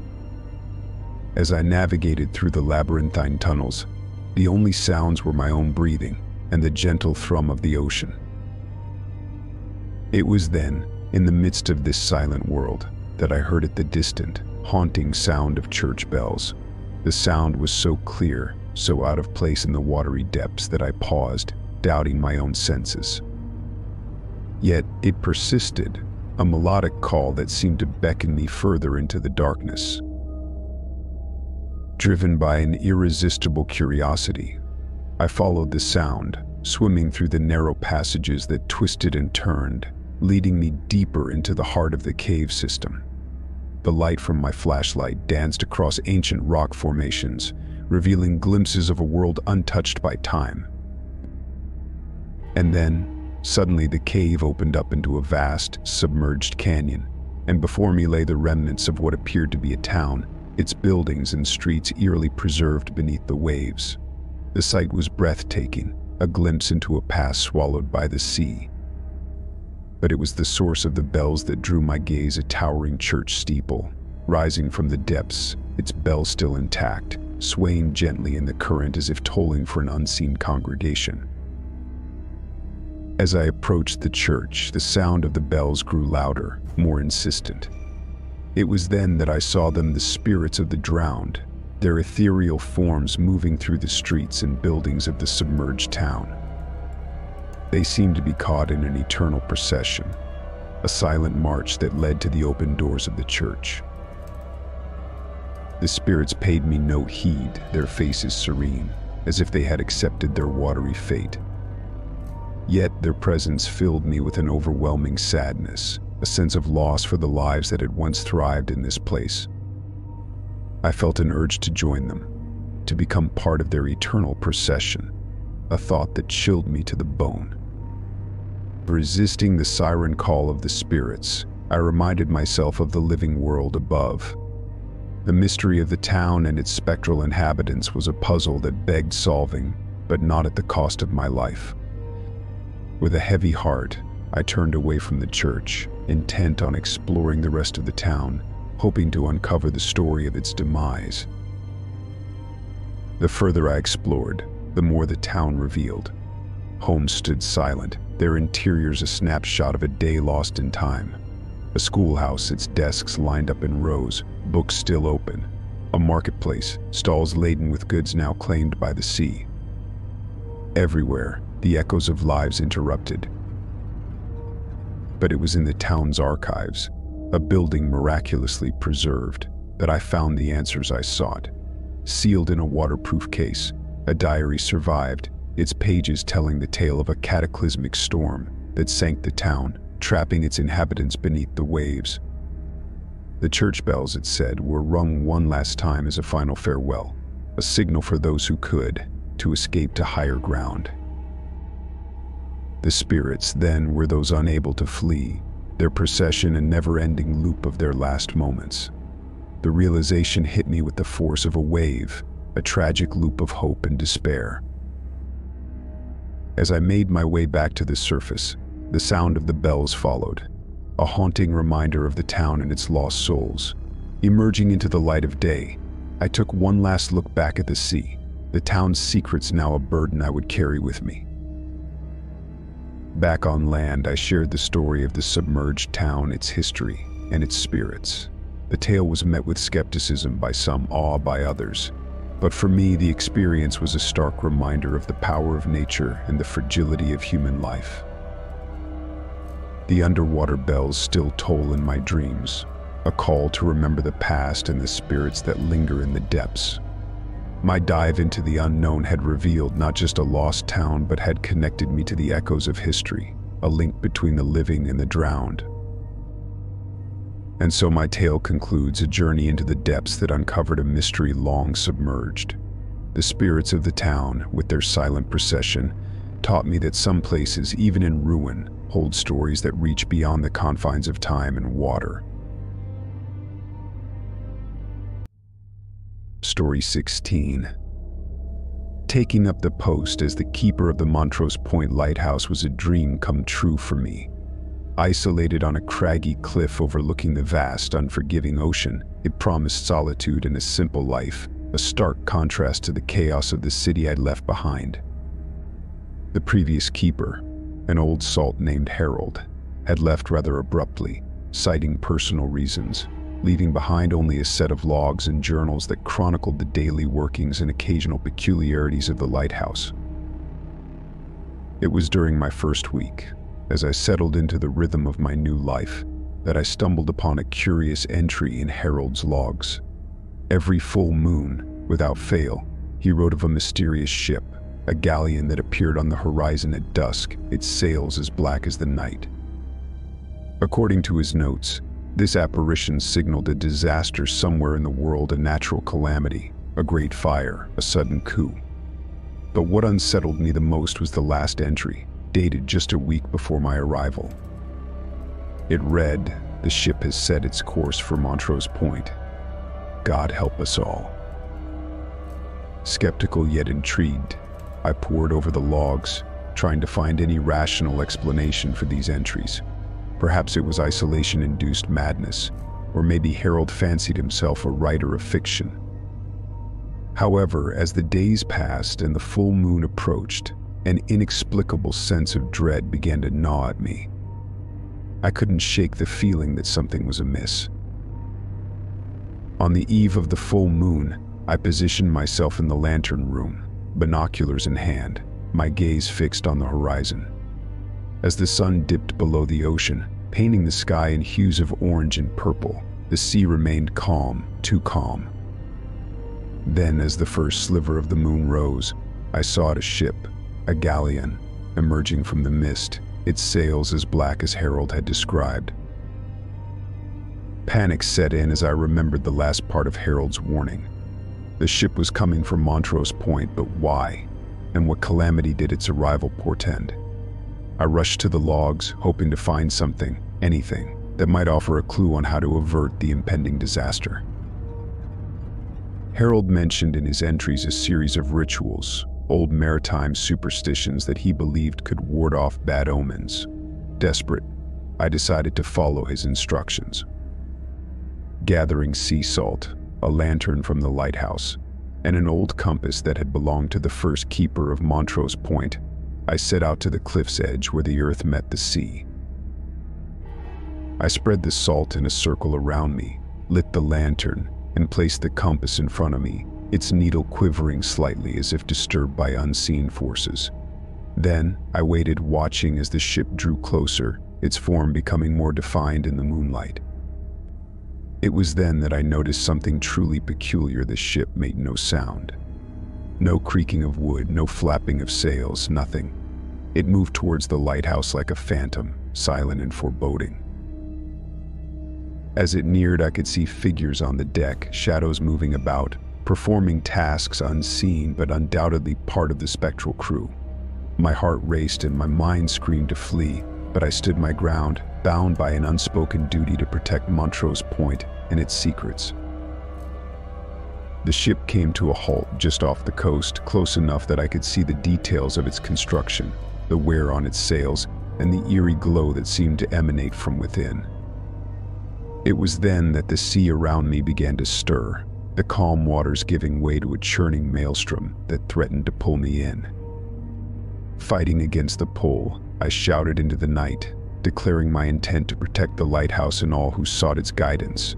I recited the words Harold had scribbled in the margins of his log, a plea to the spirits of the sea for mercy and protection. The ship remained stationary, as if considering my words, and then, as suddenly as it had appeared, it began to fade, melting into the mist until nothing remained but the calm sea and the night sky. Exhausted, I collapsed, the lantern flickering out as I hit the ground. When I awoke, the sun was rising, casting its warm glow over Montrose Point, and the sea was peaceful once more. Reinvigorated by the morning's calm, I knew that the night's events, though surreal, were far from a mere dream. The logs, the ship, the rituals, they were all pieces of a puzzle that Montrose Point and its keepers were a part of. Determined to unravel the mystery, I dedicated myself to studying the logs in greater depth, alongside historical records of the area and maritime folklore. My research led me to tales of the doomed galleon, a ship cursed to sail the seas until it could deliver a warning to those who could avert tragedy. It was said that the ship's crew were souls who had perished in the calamities it foretold, bound to serve until the cycle of doom could be broken. I also discovered that Montrose Point was not chosen at random for the lighthouse. It was a place of significant spiritual energy, a beacon not just for ships, but for the supernatural. The rituals Harold had described were not superstitions but ancient rites passed down through generations of keepers, guardians of the point's secret. As the months passed, I took up the mantle of guardian, marking the appearance of the doomed galleon with each full moon. Each time I performed the rituals, each time the ship would come closer before fading away, leaving behind an eerie calm. I began to understand that my role was not just to keep the lighthouse, but to act as a mediator between the natural and supernatural, ensuring the balance was maintained. The true test came 1 year after my arrival. As the full moon rose, the doomed galleon appeared again, but this time, it did not stop at the edge of the horizon. It sailed directly toward Montrose Point, faster than I had ever seen. I rushed to the cliff, performing the rituals with a fervor I had never known, but the ship continued its approach, unstoppable, inevitable. Then, it stopped, just as it had the first time, but much closer. From the deck, a figure stepped forward, a captain whose visage was both terrifying and sorrowful. In his hand he held a lantern, not unlike the one I used in the rituals, but it glowed with a spectral light. He spoke, his voice echoing against the cliffs. "Keeper of Montrose Point, you have shown courage and respect for the balance. The calamities are many, and while we cannot stop them all, we can offer warning.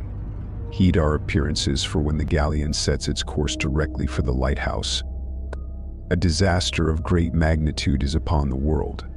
Only through your actions can its impact be lessened." With that, the captain and his ship faded into the mist, leaving behind a solemn silence. I stood there, the weight of my duty heavier than ever, but with a newfound resolve to honor the legacy of the keepers before me and protect the world in the only way I could. From that day forward, I kept the logs with meticulous care, documenting not just the workings of the lighthouse but the appearances of the doomed galleon, a spectral warning in the night. I became more than a lighthouse keeper. I was a guardian of fate, a role I embraced with all my heart. Story 17. I had always been drawn to the unexplained, the mysteries that didn't quite fit within the realm of logic and reason. So when rumors of a staircase in the middle of the forest began to circulate, accompanied by tales of missing persons and unexplained phenomena, I knew I had to investigate. The staircase, according to local lore, was an anomaly, an architectural fragment devoid of context or purpose, standing alone amidst the dense canopy of trees. It was said that those who dared to climb its steps experienced distortions in time, visions of events yet to come, or, in some cases, never returned. Armed with my notebook, a camera, and a healthy dose of skepticism, I set out to find this staircase. The forest was vast, a sprawling expanse of ancient trees and untamed wilderness that seemed untouched by time. After hours of trekking, I stumbled upon a clearing, and there it stood, a weathered staircase, its stone steps moss-covered and worn, leading to nowhere. Surrounding the base were dozens of missing persons posters, faded and aged, each telling a story of someone who had ventured into these woods and never returned. The air was thick with an inexplicable tension, a silent warning to turn back. But curiosity drove me forward. I approached the staircase, each step deliberate, my heart pounding in my chest. I reached out, touching the cold stone, half expecting it to vanish at my touch. But it was solid, real. Taking a deep breath, I began to ascend, counting the steps as I went. 1, 2, 3. As I climbed, a sense of disorientation began to wash over me. The forest around me seemed to blur, the sounds of nature fading into a hushed silence.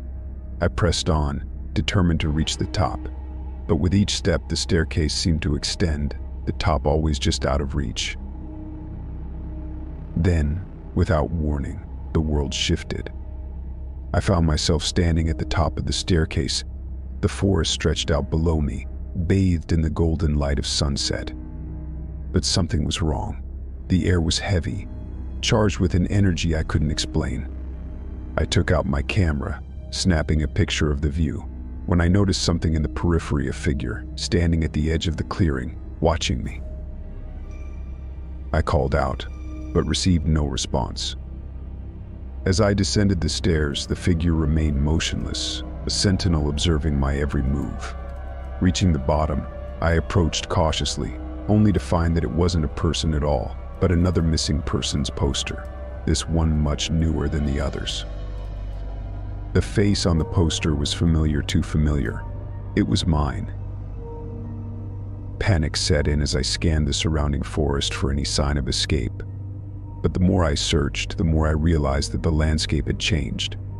Paths that once led back to civilization now twisted into dense, impenetrable thickets. It was as if the forest itself was reshaping, trapping me within its grasp. Resolved to delve deeper into the mystery, I refused to succumb to the fear that clawed at my sanity. The realization that I was potentially facing the same fate as those before me only fueled my determination to uncover the truth. I retraced my steps to the staircase, convinced it was the key to escaping the forest's inexplicable hold. Night began to fall, casting long shadows across the clearing. The staircase, now more ominous in the dim light, seemed to beckon. I recalled the tales of lost time and unexplainable phenomena, wondering if the staircase acted as a portal, a gateway between realities, or if it was merely a catalyst for the forest's inherent power. With no other options, I decided to ascend the stairs again, but this time with a focus on breaking the cycle. I remembered reading about rituals and symbols used in various cultures to ward off evil or alter one's fate. Drawing a circle around the staircase with stones and branches, I invoked any protective energies that might be listening. As I climbed, I concentrated on my desire to return to my known world, to break free from whatever enchantment held the forest. The air grew colder with each step, and the silence was suffocating. Reaching the top once more, I found the forest bathed in an ethereal light, neither day nor night. Then I sought a path that hadn't been there before, illuminated by a soft, glowing light that seemed to cut through the fabric of the forest's enchantment. With no hesitation, I descended the staircase and followed the path, which meandered through the trees with purpose.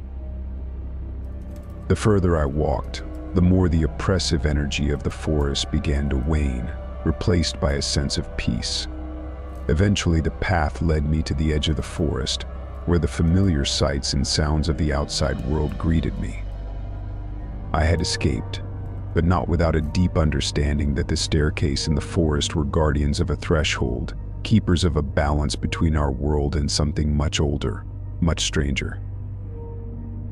I returned to civilization with my story, but without proof, it was met with skepticism. The camera I had used atop the staircase was gone, lost to the forest, or perhaps never meant to capture what lay beyond our understanding. My experience became another tale, another warning about the staircase in the woods. As for me, I can't shake the feeling that I left something behind, a piece of myself on those steps. Sometimes I dream of the staircase, its top bathed in that otherworldly light, calling me back. And I know, deep down, that the mystery of the staircase in the woods is far from solved, that others will find it, drawn by their own curiosity or fate. But I also know the price of that curiosity, the weight of the unknown that rests on the shoulders of those who seek out the places where the world's thin and something else peeks through. I've learned to respect the boundaries of our reality, to heed the warnings of those who came before, and to remember that some mysteries are not meant to be unraveled. Story 18. There's a place that exists outside the boundaries of maps, a diner that only reveals itself to those wandering, not just physically lost, but lost within their lives. I stumbled upon the Eternal Diner on a night filled with despair, my life's choices leading me down a path of regret and longing for what could have been. The diner appeared as if conjured by my deepest yearnings, its neon sign flickering in the darkness, promising a sanctuary for the soul. Inside, it was timeless, a slice of Americana untouched by the outside world. The waitress, a woman with eyes that seemed to hold centuries of secrets, handed me a menu. "The last meal you'll ever need," she said, her voice a melody of promise and warning. Each item on the menu was an embodiment of a life's desire: success, love, revenge, peace. With a heavy heart, I ordered a meal that promised to rectify my deepest regret: lost love. The food was indescribably delicious, each bite a memory, a what if, a glimpse into what could have been. As I took my last bite, the world around me began to blur, and I found myself transported to an alternate reality. Here, my lost love and I had never parted ways. We lived the life I had always dreamed of. But this reality was tainted, twisted in subtle, macabre ways. My love was possessive, our life together a gilded cage. Happiness was interwoven with threads of darkness, each desire fulfilled with a cruel twist. The more I explored this new world, the more I realized the cost of dining at the Eternal Diner. Every wish granted carried with it a shadow, a perversion of the original desire. I sought a way back, a return to my own reality, but the diner was nowhere to be found. It seemed as though I was trapped in this alternate reality, a prisoner of my own wishes. In my search for a way back, I encountered others who had dined at the Eternal Diner, each living their twisted desires. We shared our stories, our warnings, and our regrets, forming a bond over our shared plight. Together, we began to understand that the diner did not just offer solutions to life's problems, but served as a lesson on the nature of desire and the importance of facing life's challenges head-on, rather than seeking magical solutions. Determined to escape the twisted reality crafted by the Eternal Diner, we embarked on a quest to uncover the diner's origins, believing it to be the key to finding our way back. Our journey led us through realities that bordered on the surreal, each more disturbing than the last, as if the very fabric of these worlds was woven from human desires gone awry. In one reality, success was measured not by personal achievement, but by the ability to diminish others. In another, love was an obsession that consumed all reason. Yet, in each world, whispers of the Eternal Diner persisted, a beacon for the hopelessly lost, always just out of reach. Our breakthrough came when we discovered a common thread in our stories, a moment of profound despair preceding our visits to the diner. It was this despair that opened the door to the Eternal Diner, and we theorized that a moment of genuine acceptance of our original lives, with all their flaws and unfulfilled desires, might reveal the path back. Together we confronted our regrets, acknowledging them not as failures but as integral parts of our lives. This act of acceptance was our most challenging meal yet, a feast of humility and understanding that required us to digest the bitter truths of our existence. As we each reached a place of genuine contentment with our original lives, the eternal diner reappeared, its neon sign a beacon in the darkness. But this time, it held no allure. We entered not as patrons desperate for an escape, but as travelers seeking passage back to our realities. The waitress greeted us with a knowing smile, as if she had anticipated our return from the start.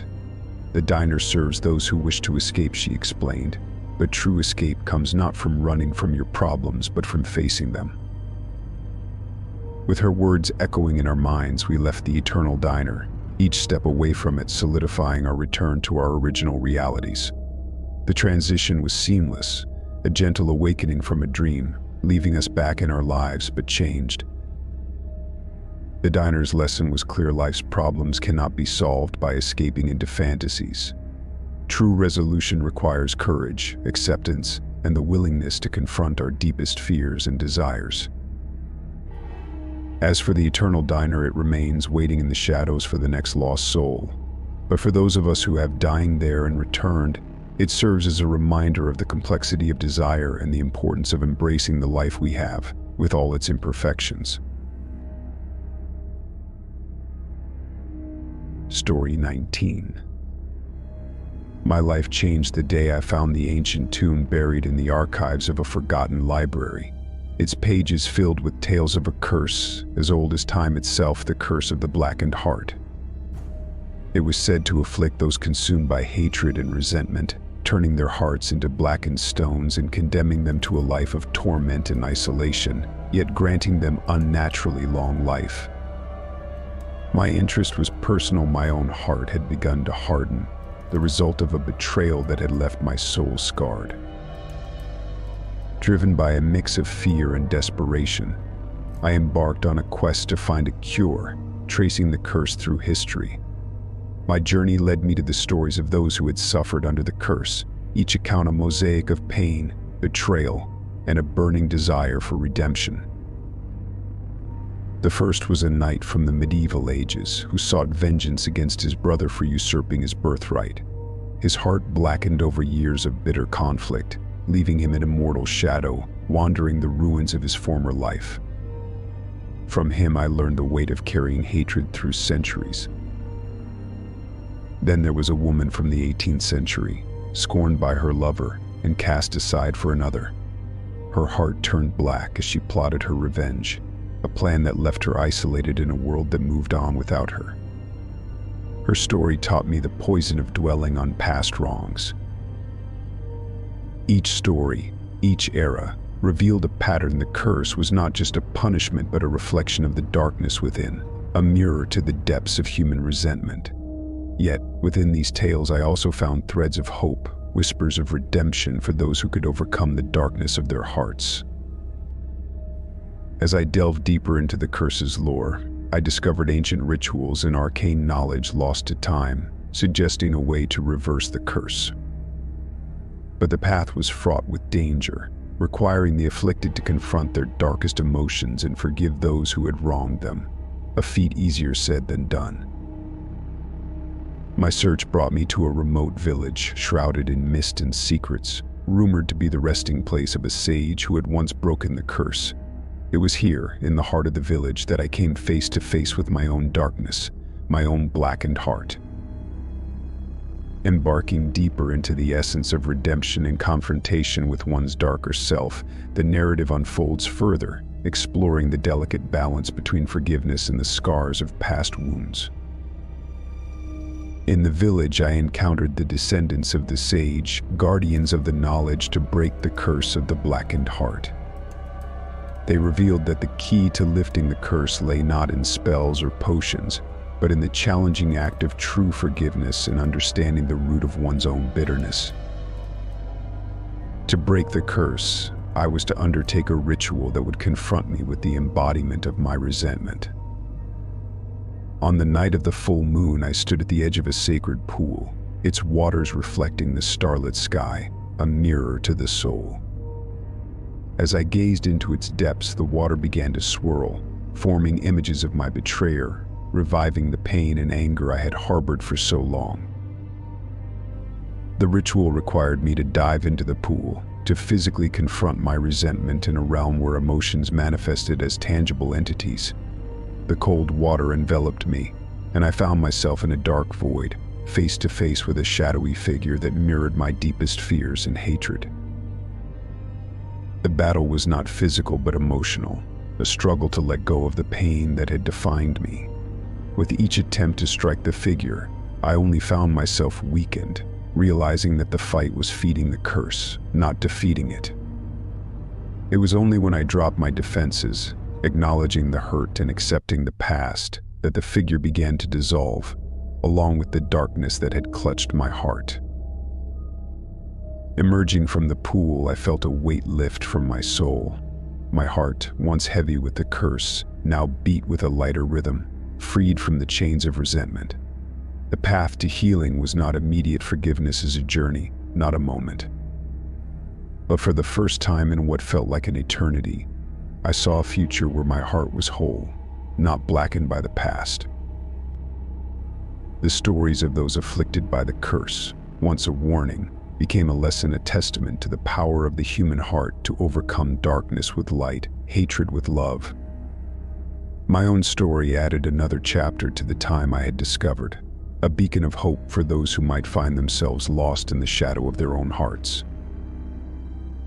As I left the village, the sage's descendants reminded me that the curse is as old as humanity itself, a reflection of our capacity for both darkness and light. The curse of the blackened heart persists, not as a mere affliction, but as a reminder of our ongoing struggle against the parts of ourselves that we fear and despise, and the continuous need for compassion, both for others and ourselves. Story 20. Immerse.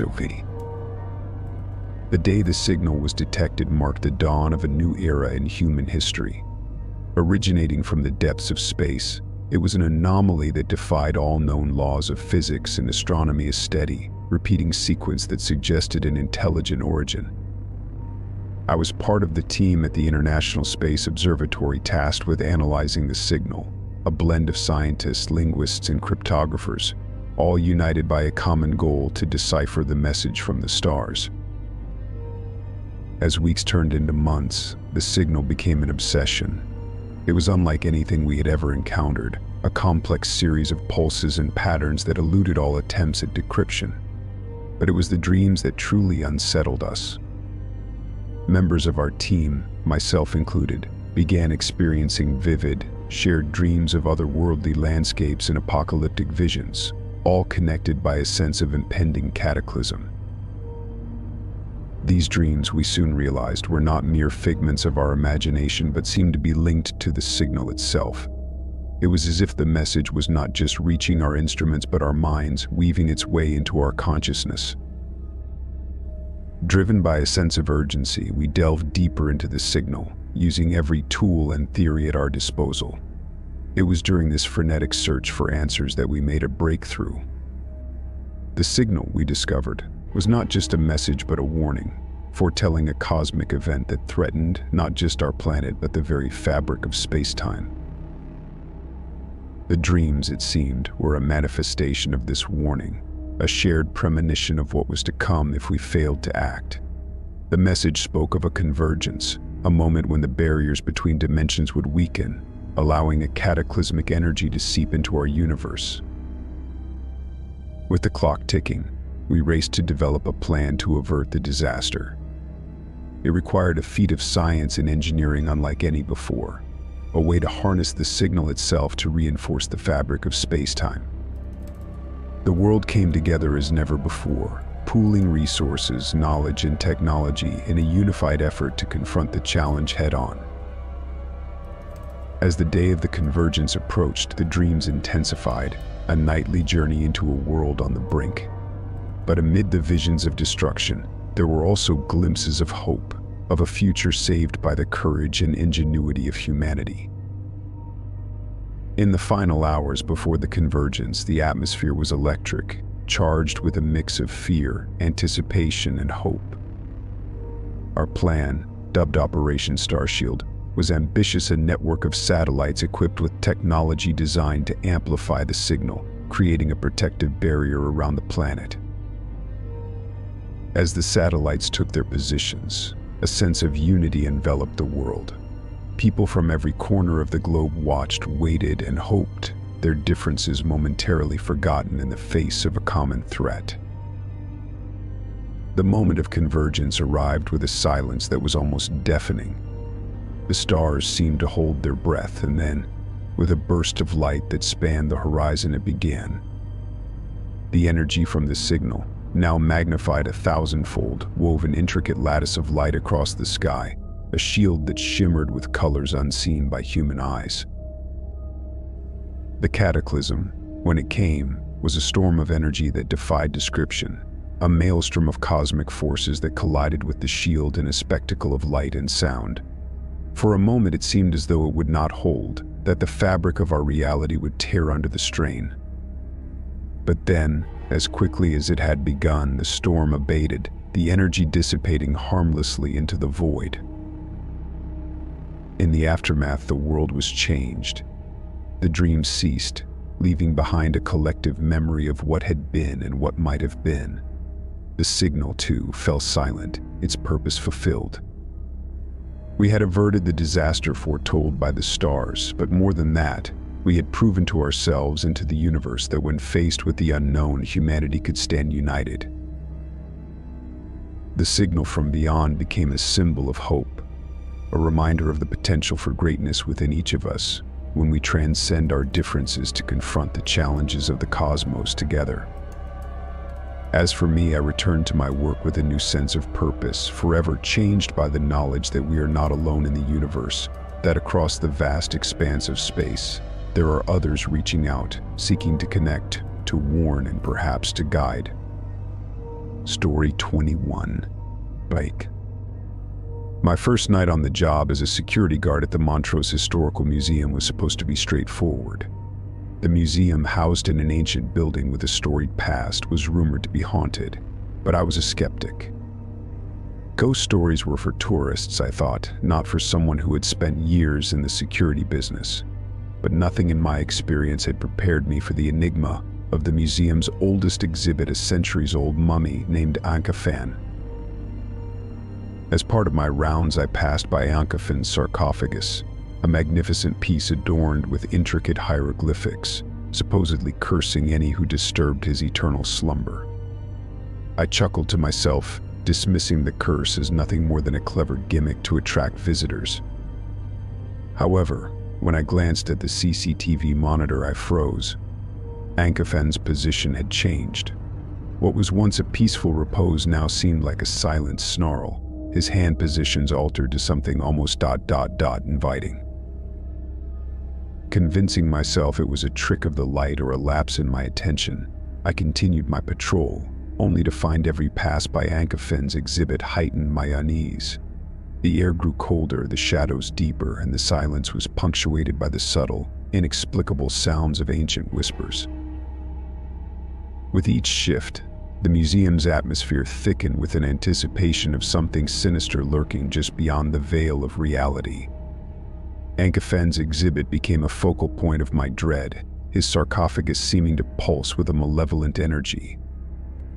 It was on my third night, as I reviewed the security footage to assuage my doubts, that I saw an imperceptible shift in Ankefen's sarcophagus, as if responding to my scrutiny. Driven by a mix of fear and fascination, I delved into the museum's archives, seeking answers about Ankefen. The mummy, an advisor to pharaohs, had been buried with a dark secret, a ritual that promised eternal life at a sinister cost. Legend had it that Ankefen had sought to transcend death, not through the preservation of his body, but through the absorption of life force from the living. My skepticism waned as the evidence mounted. Employees who had worked night shifts reported unexplained illnesses, and some even vanished without a trace, their last known location near Ankofen's exhibit. I realized I was not just a security guard, I was a guardian against an ancient evil that sought to breach its confines. As the next full moon approached, rumored to be the peak of Ankofen's power, I prepared to confront the curse head-on. The museum became a battleground between the living and the undying, with Ankofen's sarcophagus at its heart. Armed with my resolve and a hastily assembled array of protective charms and ancient incantations gleaned from the museum's archives, I faced the coming night with a mixture of dread and determination. The museum's silent halls, once benign under the light of day, now seemed to whisper with the echoes of a time long past, each shadow a cloak for unseen watchers. The full moon cast a spectral glow through the skylights, bathing Ankofen's sarcophagus in an eerie light. It was then that the air shifted, a palpable change in the atmosphere, as if the boundary between the living and the dead had thinned to a mere veil. I stationed myself before the sarcophagus, the ancient text spread out before me, my voice steady as I recited the incantations meant to bind Ankofen's spirit. The sarcophagus began to tremble, a low rumble that grew in intensity until it filled the room with a sound like thunder. Then silence. In that silence, a voice, ancient and weary, spoke. Ankofen's spirit appeared before me, not as the malevolent force I had expected, but as a man bound to the earthly realm by his quest for immortality. His eternal life was not a blessing but a curse, one that brought endless isolation and regret.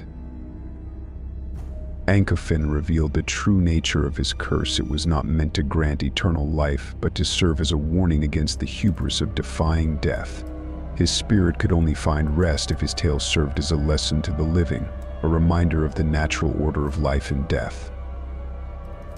With newfound understanding, I worked through the night, crafting a new exhibit around Ankofen's sarcophagus, one that told his true story. I included the tales of the night watchmen, the guardians who stood watch over the secrets of the past, ensuring they were remembered not as mere curiosities but as lessons for the future. As dawn broke, I felt a lightness in the air, a sense of peace that had been absent since my first night. Ankofen's spirit had found rest, his curse lifted not by magic, but by understanding and empathy. My nights at the museum became quieter, the whispers and shadows fading into memory.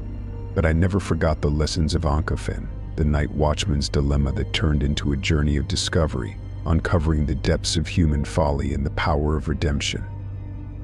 Story 22. Nabarto. I boarded the cross-country train with a sense of relief, eager to leave behind the hustle of the city for a while. The rhythmic clacking of the tracks and the gentle sway had always calmed my restless mind. I found my seat by the window, a perfect spot for watching the world blur by. The train, a marvel of modern engineering, promised a smooth journey across diverse landscapes, from bustling cities to serene countrysides. Not long after settling in, I noticed someone taking the seat across from me.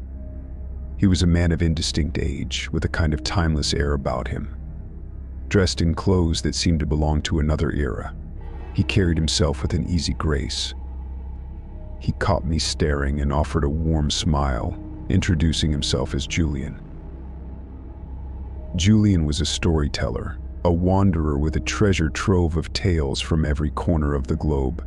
He spoke of ancient cities swallowed by the desert sands, of hidden temples in dense jungles, and of nights spent under the stars in vast, uncharted territories. His stories were imbued with a sense of wonder and a deep knowledge of the world that was both captivating and enviable.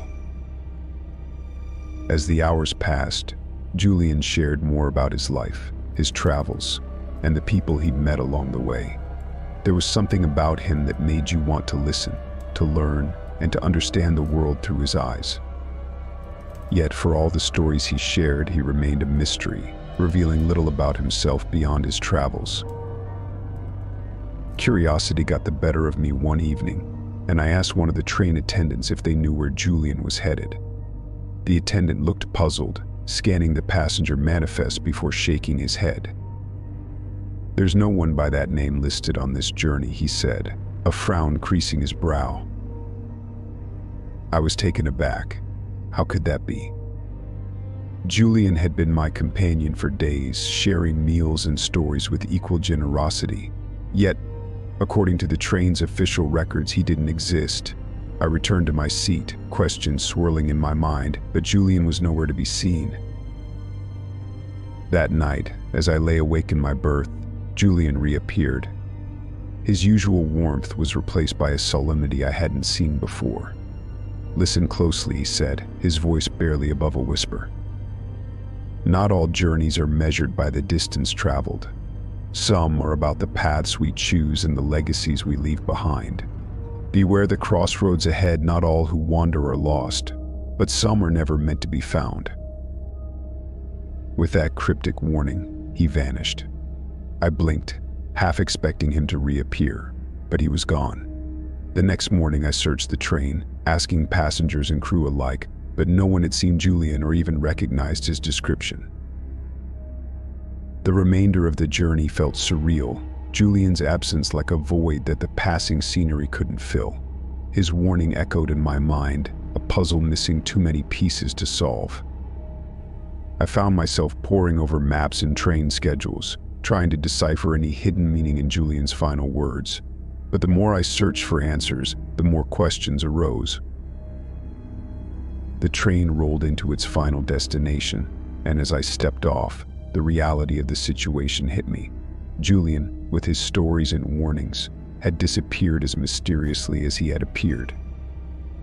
I couldn't shake the feeling that our meeting wasn't mere coincidence but a crossroads in my own life's journey. Determined to uncover the truth, I began retracing our route, visiting the places Julian had spoken of with such passion. Each destination brought me closer to understanding the enigma that was Julian. I learned of a traveler from decades ago, a man whose life mirrored Julian's tales. This traveler had vanished without a trace, leaving behind only stories and speculation. As the pieces of the puzzle started to fit together, I realized Julian's warning wasn't about physical crossroads, but about choices and consequences. He wasn't cautioning me against a specific danger, but urging me to consider the impact of my decisions, to live a life filled with purpose, and to leave behind a legacy of kindness and exploration. Months turned into years, and Julian's presence in my life faded from a haunting mystery to a guiding spirit. I traveled, not just for the sake of moving from one place to another, but to understand the world and my place within it. Julian had ignited a spark within me, a desire to see the unseen and to know the unknowable. One evening, as I watched the sunset from a remote mountain peak, I realized the truth of Julian's existence. He wasn't just a person, he was the embodiment of wanderlust, a reminder that the journey is as important as the destination. Julian lived on in the stories he had shared, a traveler not bound by time or space, but by the endless pursuit of discovery. As I descended the mountain, I felt a sense of peace. Julian's warning had become my mantra, guiding me through the crossroads of life. I understand now that some are meant to wander, not to be lost, but to find themselves in the vastness of the world. And so my journey continues, a testament to the mysterious passenger not on the manifest who changed the course of my life. Julian's legacy wasn't in the places he'd been or the stories he'd told, but in the lives he'd touched, including mine. Story 23. It was just past midnight when my phone rang, slicing through the silence of my dimly lit living room where I sat reading. The number flashing on the screen was one I didn't recognize, but curiosity got the better of me, and I answered. "Hello," my voice echoed slightly, a hint of apprehension threading through. "Please, you have to help me." The voice on the other end was frantic, barely above a whisper, as if scared of being overheard. It was a woman's voice, laced with terror and desperation. "Who is this? What's wrong?" I asked, my concern growing with each passing second. But before she could reply, the line went dead. I stared at the phone, the abrupt silence feeling heavier than the darkness around me. I tried calling back, but it went straight to voicemail. The message was generic, giving nothing away about the owner of the phone. Over the next few days, the calls continued, each one more unsettling. The voice pleaded for help, providing me with locations to meet, but every time I arrived, there was nothing but empty, abandoned places. An old warehouse on the outskirts of town, a desolate pier during the dead of night, a rundown motel with flickering neon lights. Each location felt like a scene from a horror movie, leaving me with more questions than answers.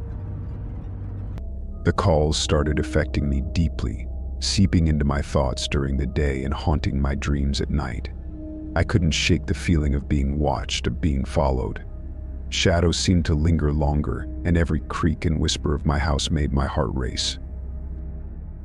Determined to get to the bottom of it, I enlisted the help of a friend who worked in telecommunications.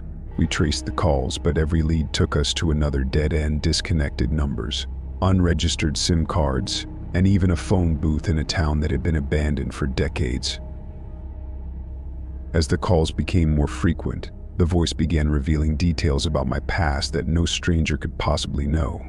Childhood fears, long-forgotten memories, even the chilling story of how my old dog disappeared one summer night, all spoken back to me with eerie accuracy.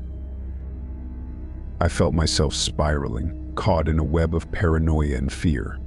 My reality blurred with nightmares, each call eroding the barrier between them. I was living on the edge of sanity, jumping at shadows and doubting every face I saw. One evening, as I sat pondering my next move, the phone rang again. This time, the voice was different, calmer, almost familiar. It guided me to an old house on the edge of town, promising answers and an end to the torment. I arrived as the last light of day faded, the house looming like a specter in the twilight.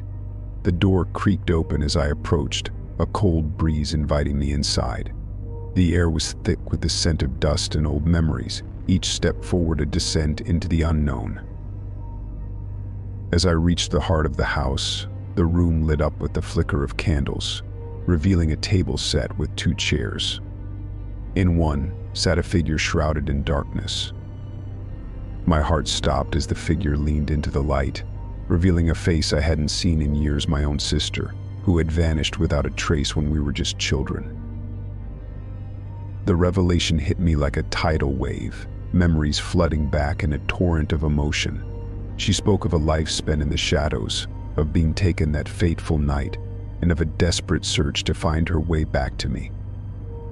The calls, the locations, they were all breadcrumbs, a trail designed to lead me to her. As we spoke, the pieces of the puzzle fell into place, the years of pain and searching culminating in this single, surreal moment. Our reunion was bittersweet, a mixture of joy and the deep scars of time lost.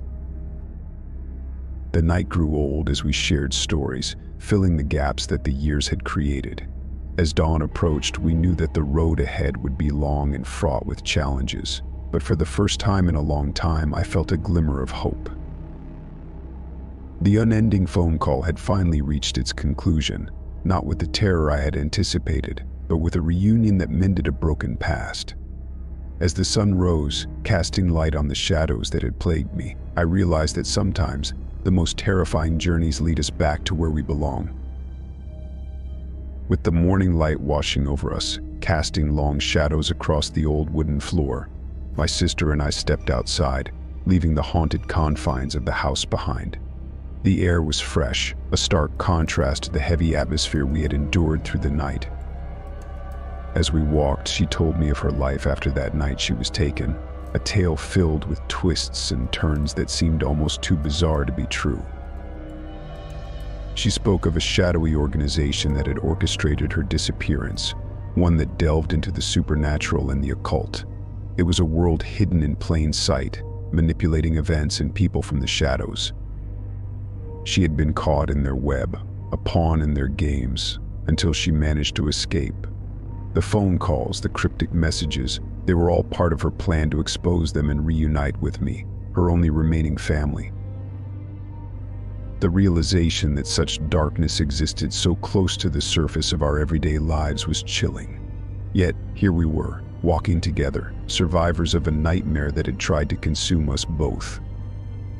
Our conversation turned to our parents, the years of grief and uncertainty they had endured, and the countless unanswered questions that had haunted them since her disappearance.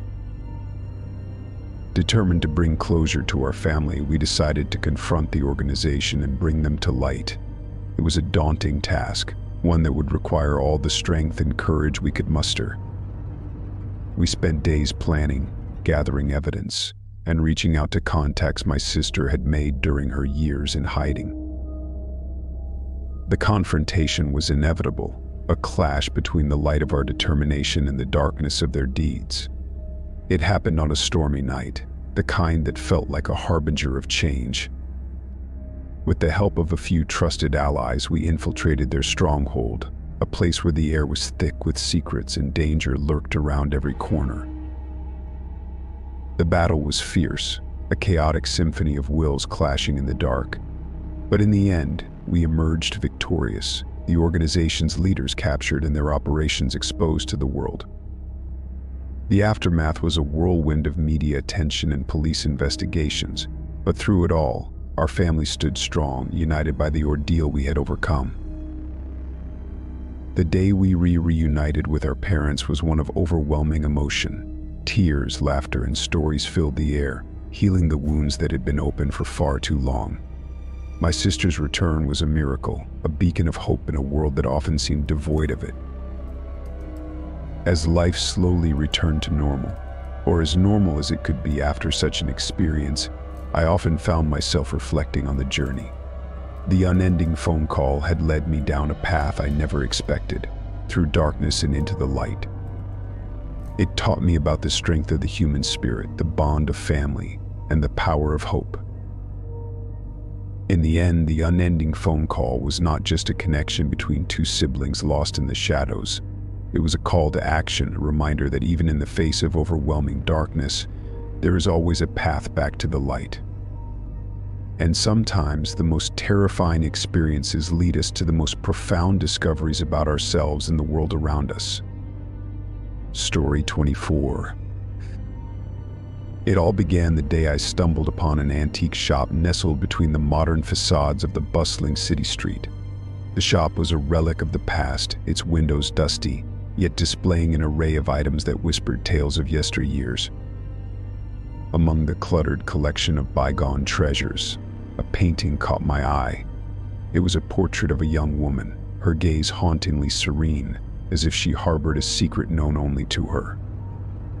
The beauty of the painting was undeniable, and without a second thought, I purchased it, feeling an inexplicable connection to the woman depicted. I hung the painting in my living room, above the fireplace, where the light of the setting sun would dance upon the canvas, bringing the woman's features to life. For weeks, it was a source of fascination for my guests and myself, a beautiful mystery captured in oil and canvas. However, as days turned to weeks, I began to notice subtle changes in the painting. At first, it was the faintest of lines creasing the woman's once smooth forehead. Then, her vibrant eyes seemed to dim, shadows deepening beneath them, as if she were growing weary with each passing day. The changes were gradual, almost imperceptible at first, but as time went on, the transformation became undeniable. The painting was aging. With a growing sense of unease, I observed as the woman in the painting grew older, her beauty decaying into a visage of sorrow and despair. The once vivid colors of the canvas dulled, mirroring the decay that consumed the woman's form.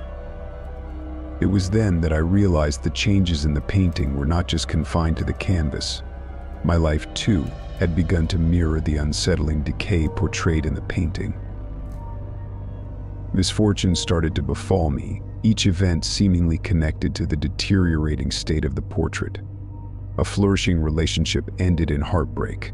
My career faced unexpected setbacks, and a constant feeling of being watched settled over me. suffocating my once carefree spirit. The painting had become a harbinger of doom, its changes predicting the unraveling of my life. Determined to uncover the truth behind the painting and its eerie influence, I delved into its history. My search led me to the descendants of the artist, an obscure painter whose name had been lost to time. They spoke of a curse, a tale passed down through generations, about a young woman who had been wronged, her spirit trapped within the painting as a vessel for her vengeance. The curse was meant to bring ruin to any who possessed the painting, binding their fate to hers until the cycle of suffering could be broken. Realizing the gravity of my situation, I sought ways to sever the connection, to free both the woman's spirit and myself from the curse that entwined our destinies. It was a journey that took me to the edge of reason, exploring ancient rituals and seeking the counsel of those versed in the supernatural. The culmination of my efforts led to a night of reckoning, under the light of a blood moon, when the veil between the worlds was at its thinnest. With the painting before me, I performed the ritual, a desperate plea to release the tormented soul from her painted prison. As the ritual reached its peak, the painting convulsed with an unearthly energy, the canvas writhing as if alive.